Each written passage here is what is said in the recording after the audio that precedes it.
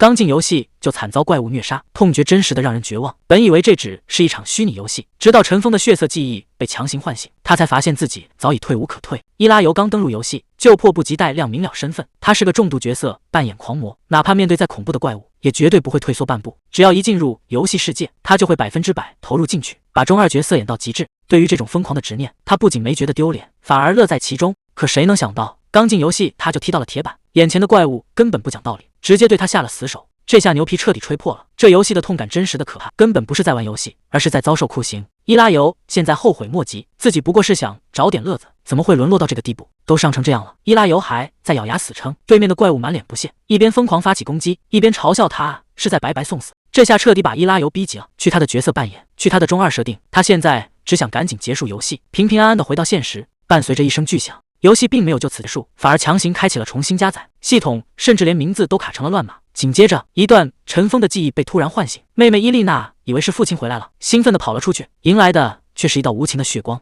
那条作为生日礼物的白色连衣裙瞬间被鲜血彻底染红，而夺走伊丽娜生命的是一把漆黑诡异的魔剑。惨剧才刚刚开始，紧接着倒下的是身为首席骑士的哥哥，继承了骑士之位的姐姐愤怒地冲了上去，却也步了哥哥的后尘。母亲在混乱中拼命推开他，大喊着让他快跑。可他不想当的逃兵，哭喊着说自己也是个骑士，但母亲根本不听，只求他能活下去。就在这时，父亲也终于赶到了，可结果还是一样，连父亲也倒在了血泊中。那之后的记忆彻底模糊，他只记得自己拿起了剑，整个世界先是变成一片血红，接着便陷入了无尽的黑暗。月光照下来的时候，他已经快撑不下去，那把诡异的魔剑直接刺穿了他的右臂。还没等他缓过神来，沉重的脚步声就逼近了，他只能拼命在地上爬，想要逃离这个地方。可身后的黑影根本不打算放过他，黑影冷笑着说：“真是个完美的容器。”黑影死死掐住他的脖子，邪恶的力量正一点点把他的意识吞噬。在无尽的黑暗中，他只能在心底拼命祈祷，希望能有一个足够强大的灵魂来战胜这股可怕的魔性。突然，耳边传来一声呼唤，伊拉尤猛地睁开眼，大口喘粗气。他发现自己正躺在运货的马车上，还没等他反应过来，旁边的车夫就没好气地催他下车。原来马车已经到了塔塔拉交易站。面对催促，伊拉尤一句话也没说，直接头也不回地走了下去。看着他这副冷冰冰的怪异模样，车夫忍不住在背后直犯嘀咕：真是个怪人。谁能想到，刚才还一脸严肃的伊拉尤突然就忍不住笑出了声。这游戏的沉浸感简直绝了，刚才那段开场动画真实的就像他自己的亲身经历，连路过的角色都跟真人没两样。他兴奋的甚至想在街上跳舞。要是这游戏一直这么高水准，那他可得好好把这个角色演下去。原来这里是今天刚开服的游戏《英雄传说》的新手村。说起这款游戏，15年前它可是公认的神作，可惜只运营了5年就停服了。如今重新开服，不知道又会带来怎样的传奇。这可是当年的神作重制版，而伊拉尤不仅是老玩家，更是个重度角色扮演爱好者。一上来他就给自己加戏，嘴里还念叨着羞耻的台词。虽然他极力否认自己是中二病，但这场面谁看谁不糊涂。为了这次的游戏体验，他甚至连人设草图都提前画好了。他的职业是恶魔骑士，设定更是老套又带感，杀害家人的恶魔就寄宿在右臂，随时可能将他彻底吞噬。一旦伊拉尤控制不住体内的力量，身边的人都会死在他自己手里，所以他只能选择孤身一人，用冷酷的外表来掩饰脆弱。为了这套帅气的风衣和机械手臂，他可是花了大价钱氪金的。虽然路人看他的眼神像在看傻子，但他完全不在乎。不过现在可不是自我陶醉的时候，既然钱都花了，那真正的冒险也该正式开始了。虽然游戏画面很真实，但伊拉尤很快就发现不对劲了，眼前空荡荡的，连个任务提示和地图都没有，这让他一时间不知道该往哪走。就在他纳闷的时候，旁边突然跑来一个男孩，问他是不是传说中的恶魔骑士。看来任务这不就主动送上门了。可让伊拉尤没想到的是，眼前居然没有弹出任何对话选项，这游戏自由度高的有点过头了。眼看对方要起疑心，他只能硬着头皮承认了自己的身份。既然要演，那就要演得像样一点。他立刻摆出一副冷酷的架势，让男孩在前面带路。这一下直接把对方给震慑住了。男孩在前面带路，整个人紧张的不行。伊拉尤看他这副小心翼翼的模样，忍不住开口安慰，说自己又不会吃人。不过这一路上，周围角色的聊天内容和反应真实的有点不可思议，简直就像真人一样在实时互动。不得不说，现在的虚拟技术确实是逆天了。说话间，两人已经来到了冒险者公会门口，推开这扇大门，里面到底会有什么在等着？一进门，伊拉尤就被这游戏的细节给震撼到了，脚下木地板的触感和声音，真实的简直不像话。他甚至怀疑开发商是不是绑架了外星人。还没等他多想，工会职员伊兹伦就迎了上来，对方一眼就认出了他这身标志性的装扮，并按规矩让他出示冒险者徽章。可就在这时，系统提示框突然弹了出来，好死不死，偏偏挡在了他唯一能看清东西的左眼前面。这下他直接变成了睁眼瞎。没办法，他只能伸手去把这碍眼的窗口拨开。看来这游戏做的再逼真，也免不了有一些让人无语的低级设计。伊兹伦确认完身份后，说委托人的情况非常紧急。伊拉尤也没废话，直接让他在前面带路。这应该就是传说中的新手教程任务了。虽然对剧情走向心知肚明，但他心里多少还是有点打鼓。可还没见到委托人，工会会长就先给了他一个下马威。老头冷笑着说：“这家伙看起来比传闻中还要落魄，连任务细节都不知道就敢接，简直就是去送死。”伊拉尤倒是一点没生气，反正对方只是个程序角色，就算直接跟这老头对线，自己也没什么好心虚的。况且这只是新手教程，任务肯定能拿到手。看到伊拉尤半天没吭声，老头顿时更火了，质问他是不是聋了。伊兹伦赶紧拉住老头，生怕他把事情闹大。伊拉尤倒是一点不慌，直接对他说话太没教养。这话一出，对面的角色直接被整不会了。伊拉尤自己也纳闷，这游戏里的角色反应怎么这么大？直到很久以后，他才反应过来，其实从这一刻起，事情就已经不对劲了。工会会长冷哼一声，等听完这次委托的具体细节，看你还能不能这么自信。可让伊拉尤感到纳闷的是，这时候系统怎么还没弹出任务提示？旁边的伊兹伦忍不住开口问他：“你连委托是什么都不知道，就这么直接答应下来了吗？”伊拉尤在心里直翻白眼，这剧情都已经强行安排好了，他哪里还有拒绝的余地？不过话说回来 ，NPC 的反应越是逼真，他这个角色扮演狂魔就越兴奋，这游戏体验简直是绝了。看着伊兹伦那一脸担忧的表情，伊拉尤也收起了开玩笑的心思。他沉下脸，严肃的开口询问：“你的意思是说，我接下来要对付的怪物会非常危险吗？”伊拉尤不屑的冷笑一声，直接把那些恐怖的怪物比作了虫子。这极度狂妄的态度，让伊兹伦都替他捏了一把汗。眼看现场的气氛越来越不对劲，旁边的成员赶紧站出来打圆场，开始介绍起这次委托的具体内容。原来是城里的下水道彻底出事了，之前派去进行维修的工人一个都没能活着回来。后来大家才终于知道，那下面早就已经成了怪物的巢穴。这次的任务目标不仅要彻底清理掉这些怪物，还要把遇难工人的遗物带回来。会长在一旁严肃地发出警告：之前接下这个任务的猎人们可全都是全军覆没了，而神殿那边根本就指望不上，现在所有的希望只能全部寄托在伊拉尤身上了。会长一脸怀疑地看着他，觉得他这瘦弱的小身板恐怕连重剑都挥不动。旁边的伊兹伦赶紧出声阻止。伊拉尤其实自己也在纳闷，这系统怎么还没弹出任务提示？难道非要等自己亲口答应了才行？不管了，他直接冷冷地回了一句：“别拿我和那些废物相提并论，不就是清理个下水道吗？”这话一出，会长气得直咬牙，大骂他实在是太狂妄了。旁边的成员赶紧把老头拉住，生怕他们两个人当场打起来。其实伊拉尤心里也有点犯嘀咕，这 NPC 的反应实在太真实了，真实的他都想开口解释几句了。不过转念一想，跟这种智能 NPC 互动，总比在网上被黑粉喷强多了。伊兹伦看他态度如此坚决，便问他是不是确定要接下任务。得到肯定的答复之后，他立刻开始准备契约书，并交代这次的任务目标是消灭下水道里的魔物，顺便带回遇难工人的遗物。既然已经决定要干了，那具体的情报就要问清楚。伊拉尤直接开口打听，这次到底有多少人没能回来？伊兹伦神色凝重地告诉他，没能回来的工人一共有13个，而这次任务的期限是1个月。伊拉尤在心里直犯嘀咕，这游戏也设计得太真实了，到现在连个任务提示都没有，全靠跟 NPC 聊天来推进剧情。不过听到报酬有40万的时候，他整个人瞬间都精神了。这新手任务的奖励也太丰厚了吧！可还没等他高兴太久，伊兹伦又在一旁补充了一句：“工会要扣除5%的手续费。”虽然这只是个游戏设定，但伊拉尤还是感觉肉疼的不行，这简直就是明抢啊！等他在契约书上签了字，耳边终于响起了清脆的系统提示音。原来这游戏的任务面板非要签完字才会弹出来，这设计也是没谁了。不过对于他这种角色扮演狂魔来说，这种硬核的设定反而让他感到更加兴奋了。伊兹伦不仅帮他安排好了住处，还塞给他一张手绘的下水道地图。这游戏居然连个电子小地图都没有，全靠这种复古的纸质道具。既然已经拿了人家的定金，那这出戏就必须得演到底。随着沉重的铁门缓缓升起，真正的挑战现在才刚刚开始。身后的大门重重落下，这下是彻底没有退路了。带路的男人一边走一边抱怨说，那些魔物最近闹得厉害，全指望他来解决了。伊拉尤嘴上答应的痛快，心里其实根本没当回事。既然是来做任务的，那自然得亮出最拉风的武器。只听见唰的一声巨响，迎面扑来的魔物一下子被劈成2半。本以为这一下帅气拉满，结果这动静大的差点把他自己吓一跳。一看武器的耐久度，居然直接掉了1点，这要是再多砍几下，这把宝贝大剑非要彻底报废不可。这地方又窄又施展不开，看来得换个趁手的家伙了。虽然只是一把普通长剑，但高冷的气势必须得拿捏住。看着他这副冷酷的背影，连带路的男人都有些看呆了，心里忍不住直犯嘀咕：这家伙看起来比传闻中还要可怕，但愿他的实力也能配得上这副架势。随着身后的大门重重落下，没走多远，四周就传来了异样的动静。看着眼前突然出现的怪物，伊拉尤这下是彻底被激怒了。既然避无可避，那就索性杀个痛快。伊拉尤冷笑一声，尽管放马过来吧，你们这群杂碎。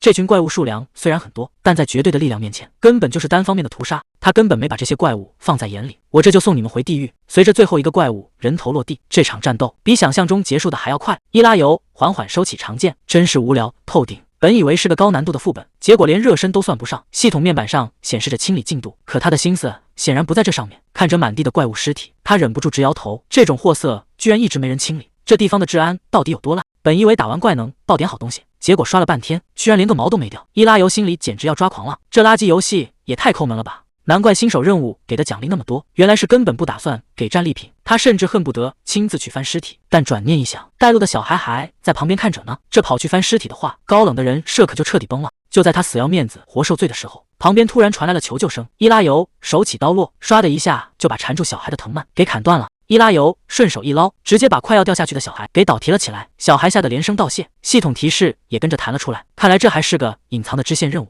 这小家伙的年纪刚好和背景故事里惨死的弟弟差不多，而那个杀害弟弟的恶魔现在就寄宿在他自己的右臂里。这背景设定确实是够惨的，换做一般人恐怕早就崩溃了。好在这次总算把人给救了下来，也算弥补了背景故事里的遗憾。伊拉尤直接摆出高冷的姿态，保护弱者是骑士的职责。男孩小声的开口询问：“你真的是骑士吗？”伊拉尤虽然平时喜欢装酷，但对小孩子他可狠不下心。那当然。两人一边往前走，伊拉尤顺口问起他被困的原因。原来这孩子的母亲进了下水道，就再也没能回来过。他是为了寻找妈妈才偷偷溜进来的。说着说着，这小家伙居然开始不停的道歉。伊拉尤忍不住开口训斥道：“小孩子就该开开心心的，找人是行会大人们的事，你瞎逞什么能？”男孩只是低着头，小声的继续道歉。伊拉尤看着这个孩子，心里真不是个滋味。大老远跑来寻找妈妈，结果却遇到了这种事情。他轻轻拍了拍男孩的肩膀，让他别再继续道歉了。真正该道歉的根本不是他。当那些遗物递到男孩面前时，最后的希望彻底破灭了。这打击实在太大，男孩直接崩溃大哭。面对这种场面，谁也没法硬着心肠催他离开。等男孩哭得彻底没了力气，伊拉尤只能默默背起他，一步步往回走。不得不说，这游戏的真实感太可怕了。明知道这一切都是假的，可心里还是堵得慌。幸好这只是一场游戏，不然这悲剧也太沉重了。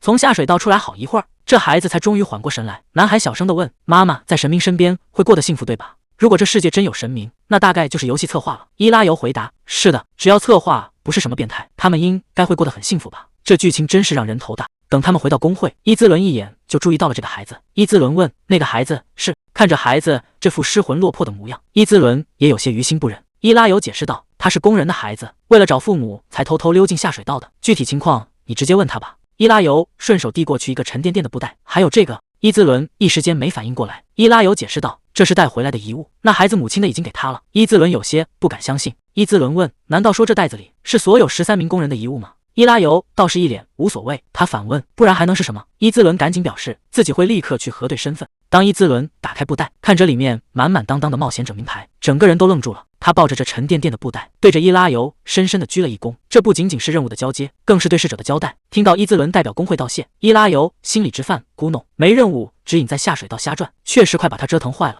不过看对方这副感动的样子，他那点怨气一下子全消了。这游戏沉浸感太强，有时候也挺让人头疼的。伊兹伦抱着遗物问他：“今天是不是就到这了？”伊拉尤直接听懵了，玩家怎么可能主动下线？伊兹伦只能担心的劝他先休息。休息是不可能休息的，为了这次完全前行，他可是把私房钱都掏空了，买了这个能躺24小时的顶级设备，多耽误1秒都是在烧钱。伊兹伦完全跟不上他的脑回路，一脸困惑的问他为什么还要回下水道？难道是触发了什么后续任务？刚才急着出来，只是怕在里面待久了会窒息掉血。难道这其实是任务的特殊机制？伊拉尤直接反问：“难道还要我顺便做个净化？”伊兹伦直接听懵了：“净化？你真的把里面的魔物全清理干净了？”伊拉尤没好气的回了一句：“不然我大老远跑回来干嘛？”伊兹伦小声说：“难道不是为了送这孩子回来？”虽说自己通关速度是挺快，但这 NPC 的反应也太夸张了。伊拉尤冷哼一声：“你这是在小看我吗？”这下可把伊兹伦吓得够呛，绝对没有那回事，实在是非常抱歉。伊兹伦赶紧把话题扯开：“这孩子我们会照顾好的。”委托人马上就到：“请跟我来吧。”正好趁着这空档，可以看看刚才升级的属性和技能面板。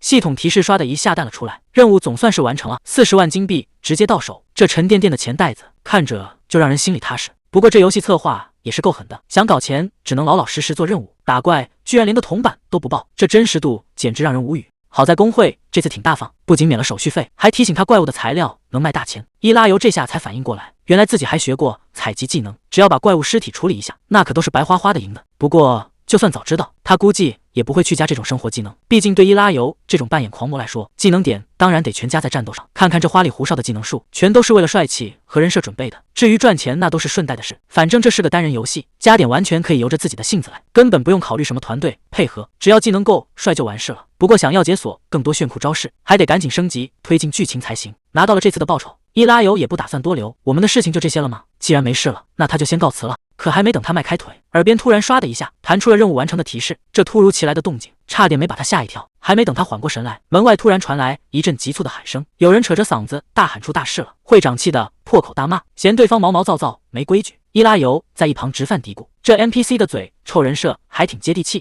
紧接着，报信的男人上气不接下气的大喊，附近升起了工会的紧急求救信号，圣城守卫动作太慢，根本指望不上。伊拉尤感叹，这游戏剧情过渡的还挺自然，直接把新任务送上门了。会长气得破口大骂，嫌那些拿钱不办事的家伙太拖拉，转头就命令伊拉尤也跟着去。虽然本来就打算去，但该装的样还是得装一下。伊拉尤冷冷地回了一句，别命令我，既然报酬少不了。伊拉尤也懒得废话，直接让带路的人出发。旁边的伊兹伦赶紧表示会提前把契约准备好。系统提示刷的一下弹了出来，看来新的主线任务已经正式开启了。带路的男人还想让他先去跟佣兵会合，伊拉尤直接打断他，没必要，直接带我去最需要我的地方。仔细一看，这任务面板居然还有幸存者人数的额外奖励，这明摆着是个限时任务，要是再耽误时间去慢吞吞的会合，人估计都凉透了。会长在一旁大声帮腔说，他一个人就清理了整个下水道，根本不用担心他的安全。旁边的伊兹伦一脸担忧，伊拉尤心里只给老头点赞，这神助攻简直太给力了。既然不用废话，带路的男人赶紧带他去骑马。骑马这种事对伊拉尤来说根本不是问题，毕竟在模拟器游戏里他可是个老手。看着远处的求救信号，他现在满脑子都是经验值，可千万要撑到他赶过去啊！这速度要是再慢一点，估计连收尸都赶不上了。幸好在最后关头，他终于赶到了地方。伊拉尤嘴里念叨着胜利属于我的剑，这中二台词一出口，他直接连人带马冲了进去，迎面就是一群绿皮怪物，这下连热身都省了，直接就是一场硬仗。伊拉尤大吼一声，荣耀归于天堂，这气势确实是拉满了。底下被围攻的男人大喊，是援兵来了。可看清只有一个人后，大家心都凉了半截，这一个人能顶什么用？怪物已经扑到了跟前，眼看就要没命。就在这千钧一发之际，唰的一下，刀光直接在怪物身上炸开。伊拉尤翻身下马，直接奔着怪物堆冲了过去。这下有的瞧了。伊拉尤居高临下的问，你是想活命吗？那就如你所愿，在你血流干之前，我会把他们全部清理干净。地上的男人根本不敢相信，就凭你一个人吗？伊拉尤根本懒得回答，直接拔出了大剑，这下连废话都省了。他怒吼一声，要把这些杂碎全部撕碎。唰的一下，狂暴的红色剑气直接炸开，眼前的怪物直接被切成了碎片，威力强的简直不讲道理。旁边得救的两个人直接被这一幕给吓傻了，这哪里是来救人的英雄，简直比怪物还要可怕。看着满地的残骸，伊拉尤连头都没回一下，这压迫感直接拉满了，连远处的红发女骑士都察觉到了这股恐怖的气息。红发女骑士直接提议，大魔法师，明天天一亮，我们必须立刻赶往塔塔拉驿站。对方有些不解，这是为什么？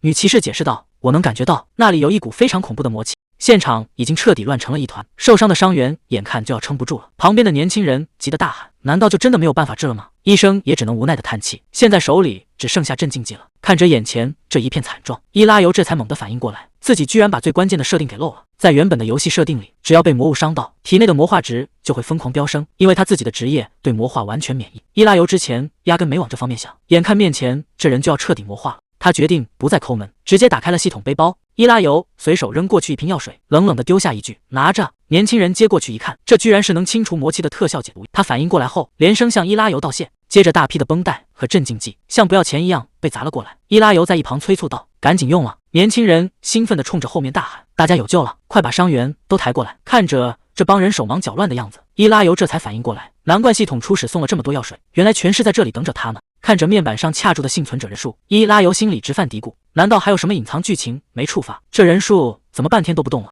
就在这时，远处突然传来一阵急促的马蹄声，被救的人顿时兴奋的大喊，援兵终于到了，这下大家彻底安全了。唰的一下，系统提示终于弹了出来，任务总算是完成。可还没等他松口气，第二阶段的任务又砸了过来，居然要他去收尸和捡装备。伊拉尤整个人都傻眼了，堂堂大高手居然还要干保洁的活。不过吐槽归吐槽，身体还是非常诚实地动了起来，毕竟为了维持自己高冷的人设，这种脏活累活也只能硬着头皮上了。看着 NPC 们忙着搬运伤员，任务进度条居然自己动了，这下可省事了，直接站在旁边当个观众就行。旁边的工人小声嘀咕，不就是救了个人吗？至于摆出这副高高在上的样子吗？我们在干苦力，他倒好，就在那干看着，随便他们怎么抱怨，反正干活的又不是自己，这种摸鱼的感觉简直太爽了。不过这突然变冷的气氛让旁边的工人有些摸不着头脑。工人一脸困惑地说道，魔物怎么会突然袭击这里？要是蛮族入侵还能理解，在西部领地这还是头一回，连 NPC 的背景对话都设计得这么细致，看来是在给接下来的新剧情做铺垫了。就在这时，工人突然惊呼出声，不对劲，尸体好像少了几具，就算被魔物啃了，数量也对不上啊。为了安全起见，大家决定先撤回城里。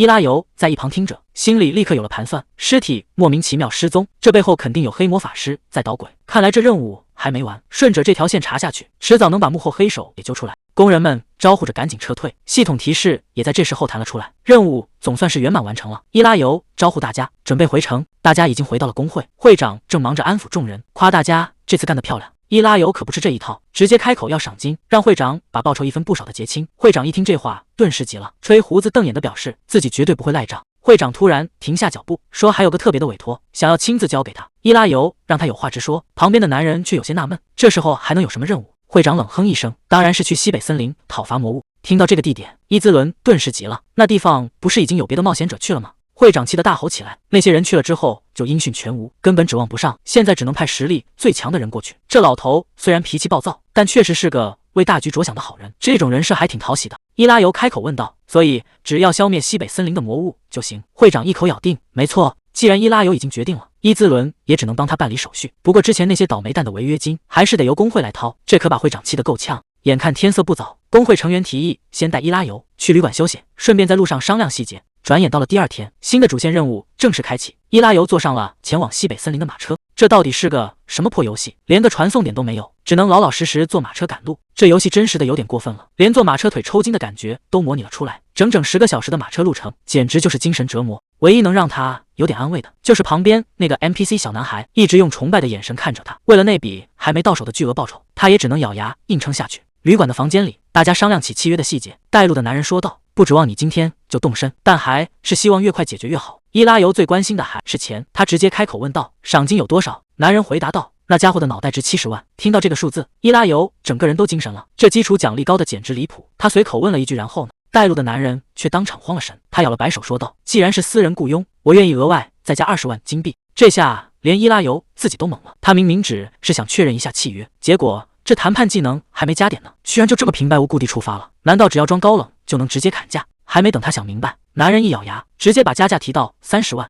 这下伊拉尤简直乐开了花，看来这高冷人设还真能当饭吃。伊拉尤强压下嘴角的笑意，说道，很好，那就把赏金准备好吧。说完他转身就要走，男人赶紧在后面劝他，好歹先休息1天再去啊。伊拉尤头也不回地回了一句，只要那些魔物还活着，我1秒钟都不想浪费。马车还在一晃一晃的往前赶，伊拉尤已经在琢磨满级之后的生活了。要是把这游戏里的房地产全买下来，那得有多爽。看着满箱子的金币，他口水都快流出来了。就在他做白日梦的时候，旁边的男孩突然开口问道，大叔，你是个冒险者吧？虽然加入工会只是为了搞钱，但作为一个资深中二病，他怎么可能承认自己只是个普通冒险者？高冷人设必须立住。伊拉尤冷冷地回了一句，我不是。这一下直接把天聊死了。男孩一下子不知道该怎么接话了。伊拉尤也发现自己好像装过头了，为了不把人吓跑，他赶紧找补了一句，不过我做的事也差不多，你有什么事吗？这孩子眨着大眼睛问他有没有见过大海。看着眼前这可爱的小家伙，伊拉尤直接被萌到了。这游戏 NPC 做的也太逼真了吧。为了维持自己高冷的人设，伊拉尤故意装出一副深沉的样子回答道，见过。接着他又开始狂飙中二台词，说大海就像这孩子的眼睛一样蓝。这土味情话一套一套的，直接把这单纯的孩子给整不会了。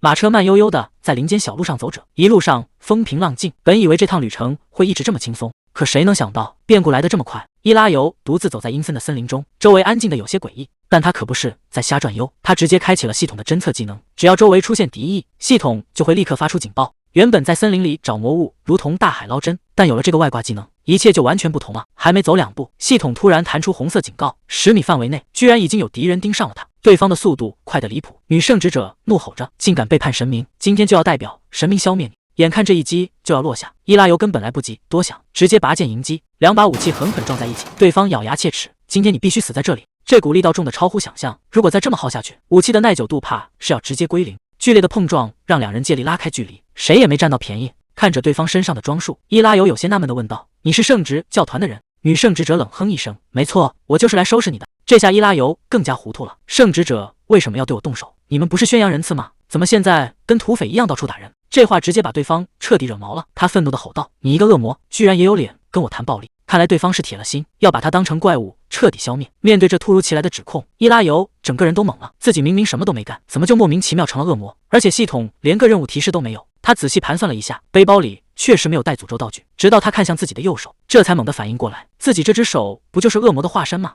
不过转念一想，这不正是个绝佳的机会吗？根据游戏背景设定，他的右手因为被恶魔寄生，所以才戴上了厚重的金属手套。他一直在人性和魔性之间痛苦挣扎。既然对方主动送上门来，那他可得好好利用这个设定。是时候开始他的表演了。伊拉尤冷哼一声，别一口一个恶魔的叫我，你这个狂信徒。接着他把长剑立在身前，嘴里还煞有介事的念叨着：胜利属于我的剑，荣耀归于天堂。这话直接把对面的女人给气笑了。他愤怒地吼道：一个堕入黑暗的叛徒，居然也有脸在这里装骑士！他手里的武器光芒大作，大喊着让他老实接受审判。面对这排山倒海的一击，伊拉尤借力直接往后退去，说我装骑士倒也没错，反正我也没正式受过风。既然不是正牌骑士，那可就别怪我不讲武德了。唰的一下，他整个人直接引入了黑暗之中。这下轮到女圣职者抓狂了，他咬牙切齿地喊道：卑鄙的家伙，居然藏进黑暗里了！既然已经占了先手，那就直接开大！伊拉尤大喊一声破击，狂暴的能量直接砸了过去，威力可不是开玩笑的。女圣职者只能死死举起盾牌硬扛，这一下震得他够呛。看着缩在盾牌后面的对手，伊拉尤忍不住嘲讽道：躲在盾牌后面，你跟缩头乌龟有什么区别？这话直接点燃了对方的怒火，他咬牙切齿地喊道：我要砍下你的脑袋，去祭奠那些受害者！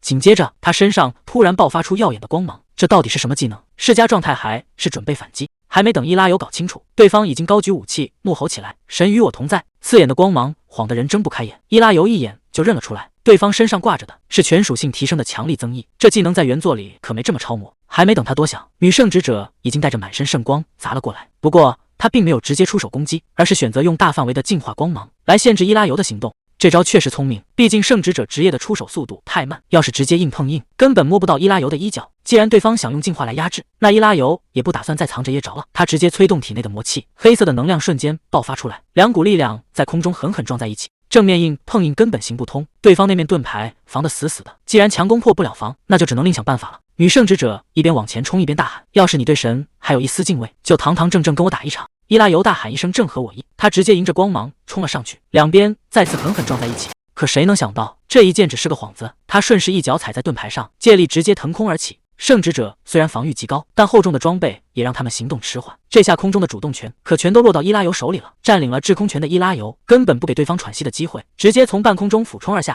这一击的威力排山倒海，逼得女圣职者只能死死举盾硬扛。还没等他反应过来，伊拉尤已经绕到了他的防守死角，准备给他致命一击。可就在这千钧一发之际，对方身上突然爆发出退魔的火焰。这扑面而来的火焰根本不是圣职者的招式，这地方怎么会出现法师的技能？还没等他想明白，林子里又走出来一个白发人，对方笑着说自己来晚了，但也来帮个忙。女圣职者兴奋的大喊：你终于来了，大法师！伊拉尤这下懵了，一个是圣职者3转的审判官，另一个是法师3转的大法师，这不就是经典的奶坦配远程输出吗？这配置简直就是不给活路啊！伊拉尤其实只是个刚过新手教程的低级号，这实力差距简直是一个天一个地。接下来这一关他到底要怎么混过去？这根本不是以卵击石，这是拿鸡蛋去撞大山，连个痛觉屏蔽功能都没有。难道真要活活被揍死？更要命的是，这游戏要是死了，惩罚绝对能让人脱层皮，这明摆着就是死局。难道今天真要交代在这了？既然死也是系统的一部分，那是不是意味着只要死一次，那些没解锁的功能就全开了？这下伊拉尤可彻底想通了，既然注定要白给，那临死前高低的整点动静，怎么也得死得体面点。伊拉尤冷笑一声，堂堂大法师居然沦落到跟个小屁孩一起欺负路人，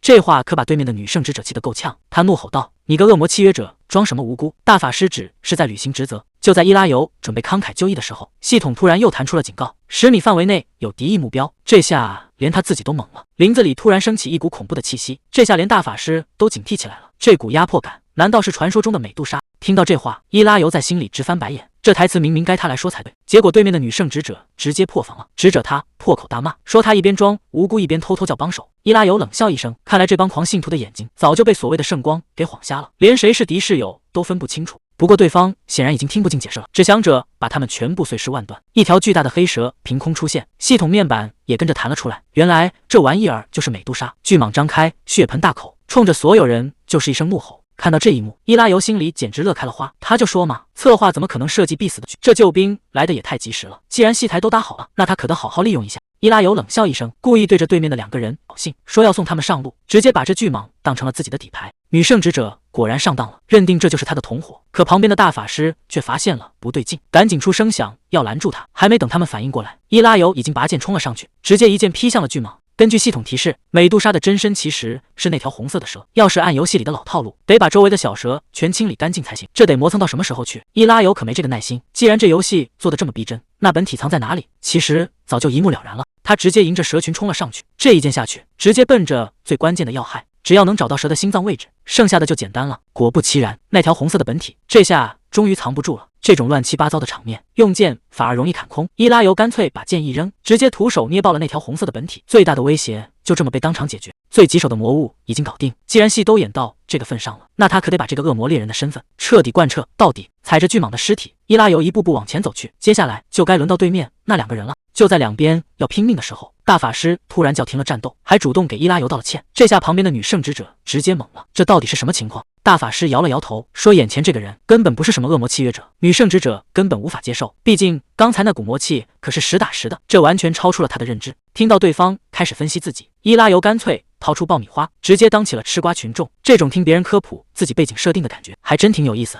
按照大法师的说法，普通人要是被恶魔寄生，早就失去理智，变成行尸走肉了。可伊拉尤不仅没失控，反而把体内的恶魔治得服服帖帖，甚至还能反过来使用恶魔的力量。女圣职者根本不敢相信，光靠人类的意志力怎么可能压制得住恶魔？大法师倒是看得开，直言这世上没什么是不可能，眼前这个男人就是最好的证据。被当成研究对象，指指点点，伊拉尤可不乐意了。伊拉尤冷冷地问：“当着我的面说够了没有？居然敢把他当成行尸走肉，这简直是挑衅！不过这送上门来的加戏机会，不演白不演，正好能好好立一下自己的社。”大法师道也爽快，当场承认了错误，还承诺只要在能力范围内，可以答应他任何要求，估计顶多送点新手装备。既然对方把话说到份上了，那可就别怪他狮子大开口了。伊拉尤直接问对方愿不愿意割掉舌头，这下大法师直接被问哑巴了。既然连这点诚意都没有，那就别在这假惺惺的道歉了。伊拉尤冷哼一声，说自己虽然很想把他们的下巴撕下来，但那样做就跟恶魔没什么两样了。说完直接甩下一句让他们滚蛋，这下逼格直接拉满。表面上冷酷无情，基本操作已经把对方震慑住。其实伊拉尤心里早就乐开了花，这种跟 NPC 对戏的感觉简直太爽了。要不是有这两个人极力配合，他这狂拽酷炫的人设还真立不起来。正当他准备帅气的转身离开时，脚下却突然停住了。他猛地反应过来，差点把最重要的事情给忘了。这打完怪怎么能不摸尸体呢？他直接伸手去捡地上的魔物材料，这可是难得的战利品。可还没等他把东西收好，身后的女圣职者突然又叫住了他。伊拉尤心里顿时直犯嘀咕，难不成这俩 NPC 还要因为这点战利品跟他动手？自己一个新手玩家，拿点材料做任务怎么了？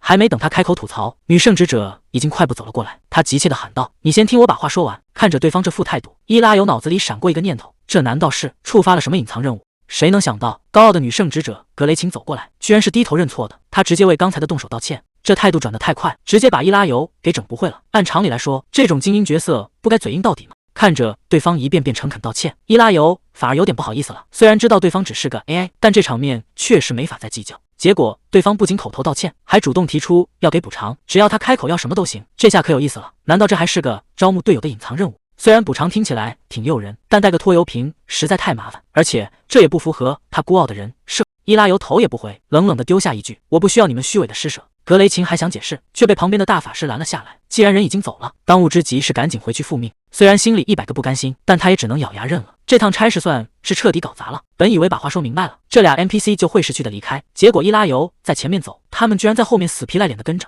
这下可把伊拉尤整不会了，这两人到底想干嘛？怎么还跟上瘾了？为了甩掉他们，伊拉尤特意开了系统地图，挑了一条回程的最短直线。可这两人就像装了定位一样，怎么甩都甩不掉。只听见后面的格雷琴问大法师：“忙活了1个星期，却没能亲手解决魔物，会不会觉得遗憾？”大法师倒是一脸虔诚，说只要能净化魔物，谁动的手并不重要。这可把伊拉尤给烦透了。既然你们的任务都完成了，还不赶紧各回各家？一直跟着他算怎么回事？难不成这后面还藏着什么连环任务？既然这样，那就只能先试探一下他们的底细了。伊拉尤冷冷的警告：“我不是让你们滚吗？把我的话当耳旁风。”大法师赶紧解释说：“他们真不是故意的，只是在跟着导航法术走，刚好同路而已。”这下可把伊拉尤整尴尬了。原来人家根本不是在跟踪他，而是有自己的地图导航，这自作多情简直丢人丢到家了。为了掩饰尴尬，伊拉尤默默让开了路，格雷琴却急忙喊道：“晚上的森林很危险，你这是要去哪？”伊拉尤头也不回的冷哼：“危险只是对你们而言，少拿你们的标准来衡量我。”伊拉尤在心里疯狂吐槽系统，只想一个人静静看着伊拉尤离去的背影。格雷琴还是有些担心，问大法师：“真的就这么放他走吗？毕竟这家伙实力强得离谱，万一哪天被体内的恶魔反噬，那绝对是场灾难。”大法师也是第一次遇到这种怪胎，虽然嘴上说着希望他能挺住，但现实往往比想象的要残酷得多。不过大法师早就留了后手，已经在伊拉尤身上放了追踪法术。既然大家顺路，那就一边跟着，一边暗中观察他的动向。至于最后是福是祸，也只能看他自己的造化了。夜幕降临，伊拉尤终于回到了城里，来到了工会大厅。此时伊兹伦正在打扫卫生，听到有人推门进来，头也不回的解释说现在太晚了，想接委托得等明天。结果一抬头，他整个人直接愣住了。站在门口的居然是那个浑身是血的恶魔骑士。还没等伊兹伦从震惊中缓过神来，伊拉尤直接把一包东西递了过去，冷冷的让他确认一下，这包里装的难道就是刚才打怪掉落的战利品？伊兹伦手忙脚乱的接过袋子，打开一看，整个人都不好了，这袋子里装的居然是美杜莎的尸体。伊兹伦忍不住惊呼：“你只用了2天时间，就去东北森林把恶魔给解决了？”看着震惊的伊兹伦，伊拉尤表面上稳如老狗，心里其实早就崩溃了。这2天他过得根本不是人过的日子。时间回到昨晚，他刚帅气的拒绝了那2个 NPC， 头也不回的走进林子里。结果刚走没2步，他就发现了一个残酷的现实。来的时候坐马车都花了8个小时，现在大半夜的，难道要他自己用脚走回去？这游戏不是为了让人开心吗？怎么可能这么折磨人？然而现实就是这么残酷，他只能在黑夜的森林里默默地开始了他的长途跋涉。这游戏简直就是个步行模拟器。伊拉尤硬生生走了一整天，路上本想找个地方露营，结果森林里的生态系统做得太逼真，各种蚊虫骚扰，根本没法合眼。直到看见交易站的提示弹出，他感动的眼泪都要掉下来了。回到工会，伊兹伦仔细检查了袋子里的美杜莎尸体，表示等天亮核实完情况，就会把委托金结给他。随着系统提示任务完成，伊拉尤却突然感到一阵眩晕。看来这游戏不仅折磨人，连熬夜的疲惫感都做得这么真实。看着快要累瘫的伊拉尤，伊兹伦赶紧扯开嗓子，把带路的小帮手科恩叫了过来。伊拉尤心里直说谢谢，要不是这游戏体验太真实，他昨天就退游不干了。得知伊拉尤急需休息，伊兹伦嘱咐科恩带他去镇上的白风旅馆。科恩拍着胸脯答应下来，热情的在前面带路。一路上，科恩忍不住好奇的打听，这次抓到的恶魔厉不厉害？伊拉尤为了维持高冷人设，冷冰冰的回了一句：“恶魔可不是拿来开玩笑的。”看着被吓坏的小孩，伊拉尤心里顿时直犯嘀咕，觉得自己真是个差劲的大人，只能暗暗决定，等会儿多给这孩子塞点小费。好不容易到了地方，紧绷的神经这一放松，他整个人直接栽倒在地上。伊拉尤越想越憋屈，甚至动了退游的念头。这哪里是玩游戏，简直是花钱来受罪。系统面板上那满格的疲劳值，压得他连动都不想动。算了，天大的事也得等睡醒再说。他直接在系统面板上选了6个小时的睡眠模式。谁能想到，这刚躺下没多久，房门就被人悄悄推开了，来人手里还攥着家伙，冲着熟睡的伊拉尤直接下了死手。系统突然弹出红色警报，提示10米内有敌对目标。伊拉尤猛地从睡梦中惊醒，千钧一发之际，他硬是挡下了这致命一击。袭击者咬牙切齿的怒骂：“该死！”伊拉尤在心里把系统骂了800遍，人都贴脸了才报警，这警报器装了跟没装一样。他手臂猛然发力，直接把对方震飞了出去。袭击者被这股怪力吓得不轻，这到底是什么怪物力量？伊拉尤顺势拉开距离，冷冷地盯着眼前的偷袭者。伊拉尤反手就是一剑，直接给对方放了血。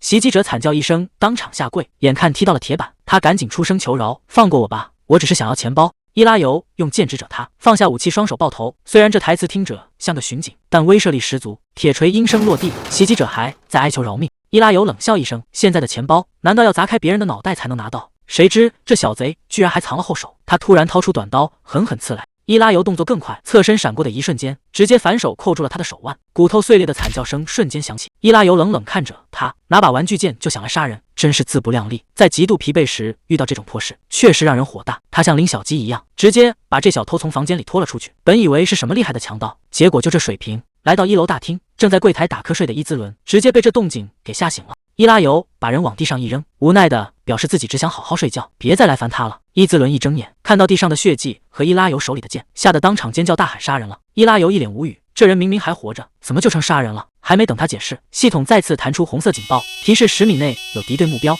伴随着一声怒喝，格雷琴突然冲了进来，挥起重锤就砸向伊拉尤。伊拉尤抬剑硬接下这沉重的一击，心里简直无力吐槽，这女人怎么每次都在最让人误会的时候出现？不过每次只要这女人出现，伊拉尤的中二魂就彻底藏不住了，他直接进入扮演模式，冷冷警告：要是再敢跟着我，就别怪我不客气了。在恶魔骑士的背景设定里是有特定暴走开关的，而这个女圣职者每次见面都能精准的把所有雷区踩个遍。果不其然，对方直接破口大骂，指责他是夺取人类肉身的肮脏恶魔。他一边喊着正义的口号，一边亮出武器准备动手。面对女圣职者的步步紧逼，伊拉尤冷笑一声，警告对方：“你这是在自寻死路。”既然对方不听劝，那就只能用实力说话了。他直接拔出佩剑，准备发动大招。可还没等他把技能喊出口，旁边突然传来一声大喊，无数道蓝色锁链凭空出现，直接将他死死缠在原地。这是法师职业的顶级硬控技能，一旦被锁住，短时间内根本动弹不得。施展法术的正是之前的大法师，他急忙大喊着让女圣职者先停手。伊拉尤心里直犯嘀咕，这法师怎么也跟过来了？为了维持恶魔骑士的人设，他怎么也得挣扎一下。旁边的女圣职者可不打算收手，一边叫嚣着要拔掉恶魔的舌头，一边质问大法师为什么要阻止他。还没等他们争出个结果，伊拉尤直接开始发力，伴随着砰的一声巨响，他硬生生用蛮力将魔法锁链全部震碎，狂暴的能量席卷了整个大厅。躲在柜台后面的伊兹伦更是被这恐怖的动静吓得直打嗝。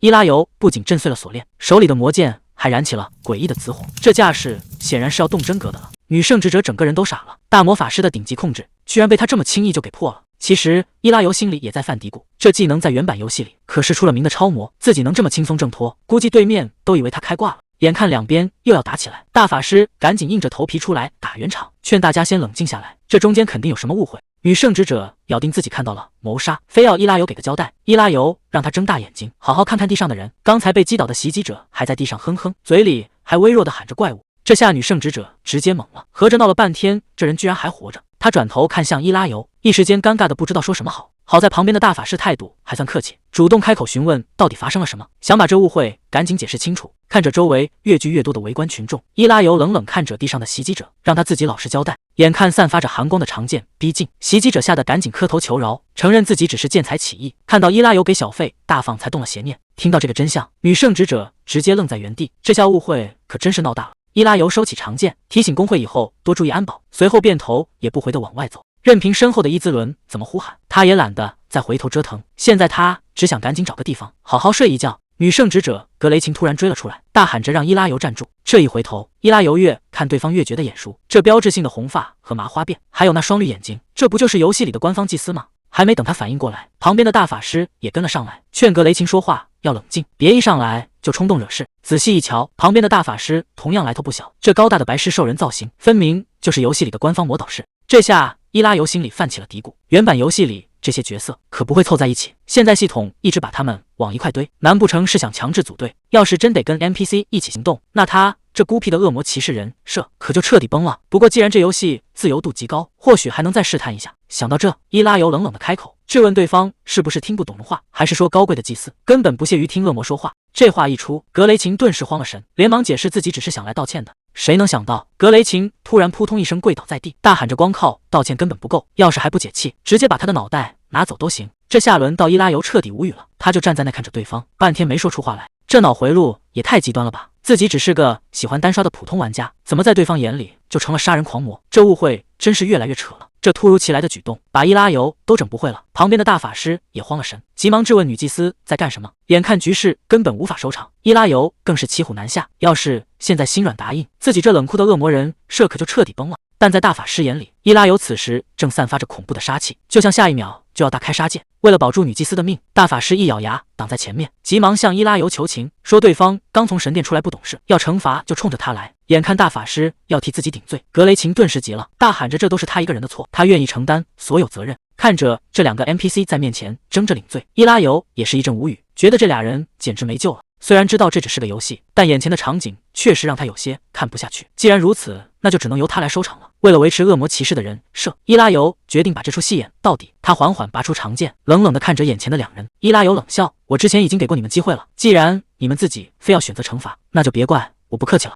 谁能想到，伊拉尤突然一步跨上前，一把揪住格雷琴的头发，手起刀落，直接把他的长发给割断了。这一下把旁边的大法师都给看傻了，格雷琴更是闭着眼睛等死，结果等了半天，身上却一点都不疼。他疑惑地睁开眼，看着掉落在地上的断发，整个人彻底懵了。原来对方根本没打算要他的命，只是割断了他的头发作为惩罚。他摸着自己变短的头发，半天没说出话来。格雷琴忍不住大喊：“为什么？还能为什么？当然是为了在不崩人设的前提，保住你这条小命。况且这女祭司的年纪和武器，像极了她在序章里的妹妹，这手下留情，多少带了点私人感情。”旁边的大法师也是一脸不敢置信，这可怕的恶魔骑士居然真的就这么放过他们了。伊拉尤头也不回的警告：“看准你的头发，以后说话最好放干净点。既然帮你把死亡发型都给剪了，以后就老老实实珍惜生命吧。”临走前，他还不忘丢下一句狠话：“下次再犯，掉的可就是脑袋了。”这一波操作直接把恶魔骑士的逼格给拉满了。伊拉尤独自往前走，心里倒是一点都不慌。不过这帮神级 NPC 的粘人程度，他可是比谁都清楚。就算自己想甩掉他们，估计系统也会强行凑到一块。既然躲不过，那就看看接下来有什么新剧情。他伸了个腰，继续迈步向前。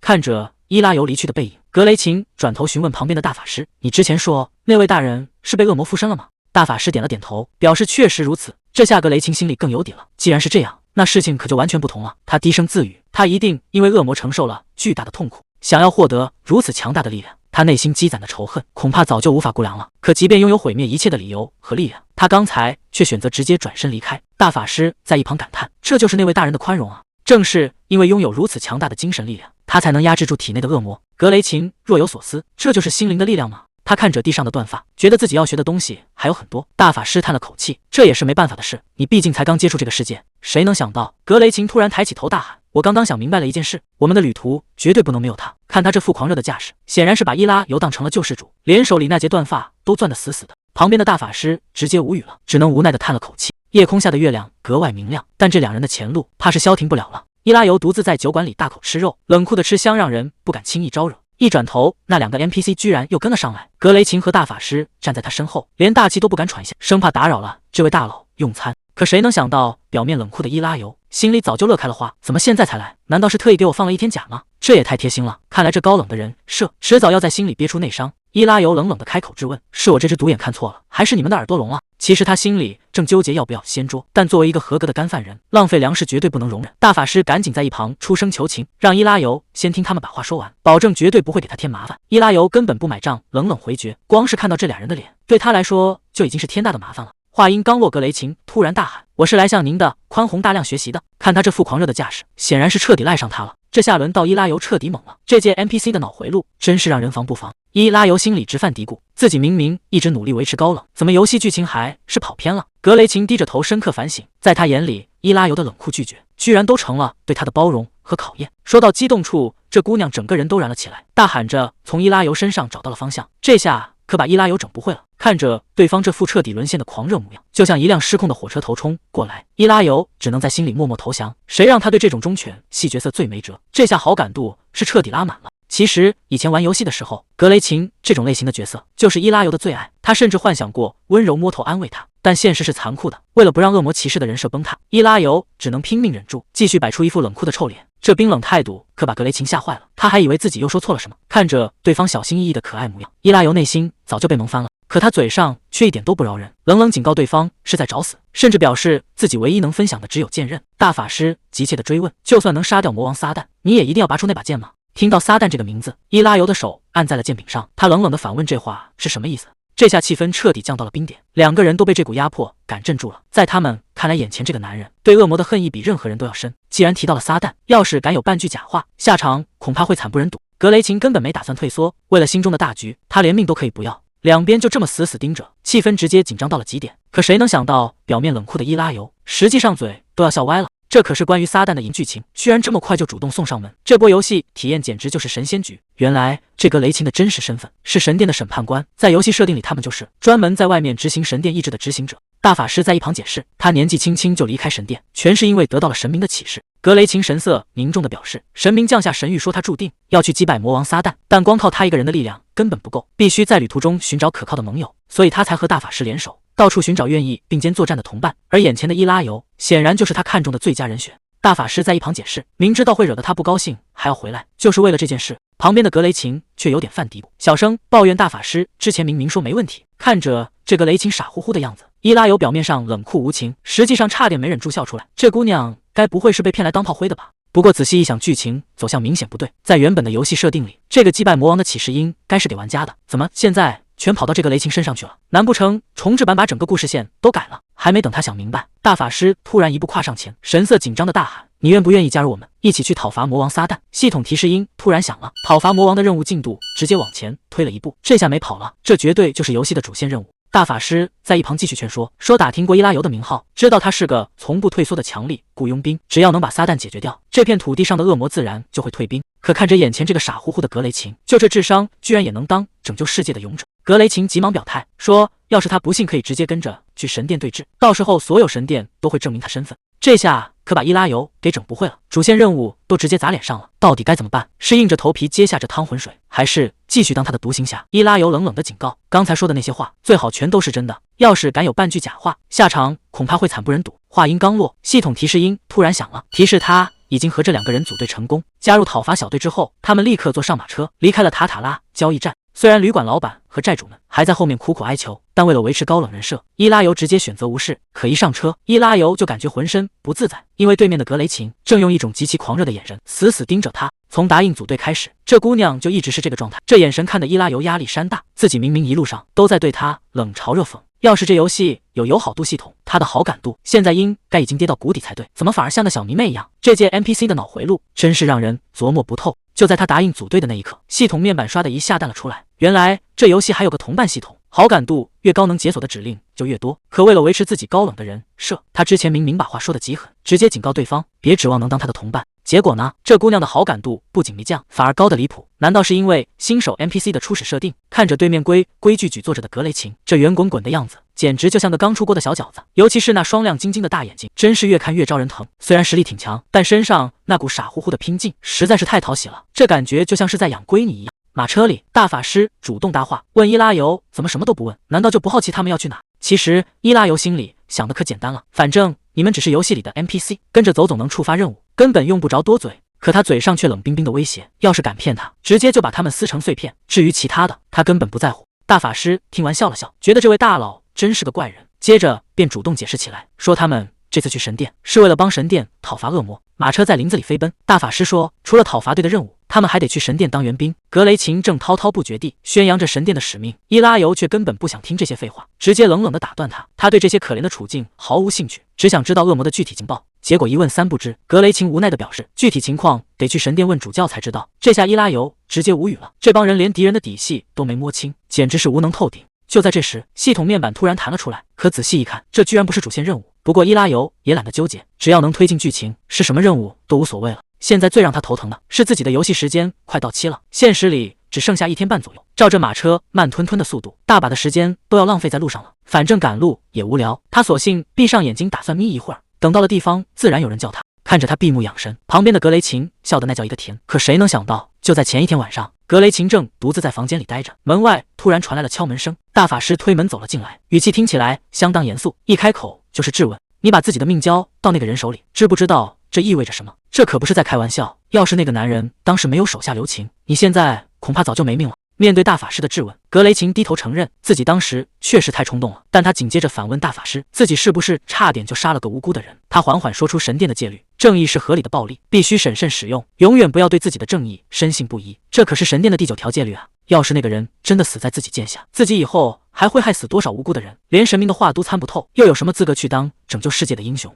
可偏偏那个人手下留情了，不仅放过了他，还给了他赎罪和开悟的机会。其实在他说出那些狂妄的话时，就已经是个该死的人了。格雷琴觉得，正是因为那人的宽容，自己才离真正的使命更近了一步。这传道授业的做派，简直就像是神明的使者。他甚至开始默默祈祷，希望神明能保佑他一路平安。马车一路颠簸，等车停下来的时候，他们已经到了一个陌生的镇子。一直在闭目养神的伊拉尤，也在这时候睁开了眼。结果这一睁眼，游戏里居然已经过了整整3天。这垃圾游戏赶路也太真实了，伊拉尤在心里疯狂滴血，这消耗的哪里是时间，这可都是现实里真金白银的前行夜啊！再这么耗下去，底库都要亏没了。不行，必须得开启速通模式了。系统任务也在这时候刷了出来，让他去神殿找主教谈谈。旁边的格雷琴刚想说别耽搁了，结果一转头，伊拉尤早就没影了，这速度快得像一阵风。格雷琴急得在后面大喊：等等我呀，恶魔骑士！只留下旁边的大法师在风中凌乱，叹着气抱怨自己这把老骨头实在跟不上。神殿深处，主教正心神不宁地走着，不知道为什么，他心里总有一股莫名的焦虑。夜空里乌鸦乱飞，整座神殿都被阴云笼罩。果不其然，没过多久，神殿的大门就被推开了，伊拉尤直接带人闯了进来。智者的预感总是很准，这下神殿的守卫全被惊动了，两边直接拔剑对峙。守卫突然指着伊拉尤大喊：是恶魔！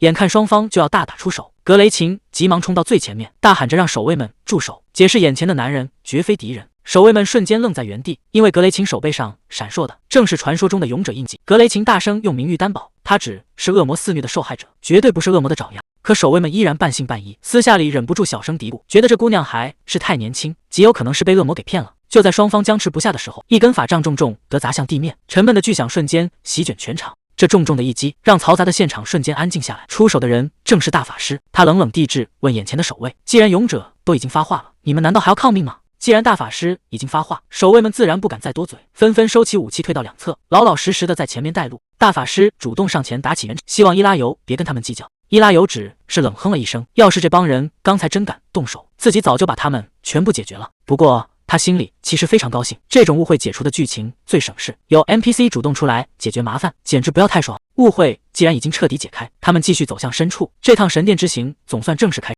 看着那两人小心翼翼的模样，伊拉尤心里只觉得好笑。不过这游戏做的实在太逼真，玩时间长了还真有些疲惫。他琢磨着，只要拿到情报，就立刻动身离开这里。等几人走到神殿大厅，主教主动结束了话题，声称今天问的已经差不多了，既然天色已经不早，就先安排他们去房间休息。伊拉尤表面上什么都没说，但这看似平静的神殿深处，真的能让他安稳的睡一觉吗？主教一脸和气的提议，要是觉得餐厅的饭菜不合胃口，可以直接把食物送到房间。这话听者虽然客气，实际上不就是变相的软禁，警告他老实待着别乱跑，天天跟这帮虚伪的家伙勾心斗角。伊拉尤早就感到厌烦了，一开始觉得角色扮演挺有趣，现在只剩下满心疲惫。伊拉尤毫不客气的冷冷拒绝，睡在荒郊野外的乱石堆里，也比睡在伪君子的巢穴强。主教瞬间被对得哑口无言，结结巴巴的开口询问：“你这话到底是什么意思？”就在这时，系统面板突然在眼前弹出，任务居然在这个节骨眼更新，要求他去村里调查恶魔线索。这任务正合他的心意，而且他心里早就已经有数，这幕后的恶魔究竟是谁？伊拉尤二话不说转身就走，格雷琴急忙在后面大喊：“恶魔骑士大人，请等一下！”他急匆匆的从后面追上去，一把拉住了伊拉尤的衣角，还没等格雷琴把手抓稳，伊拉尤就直接冷酷的甩开他。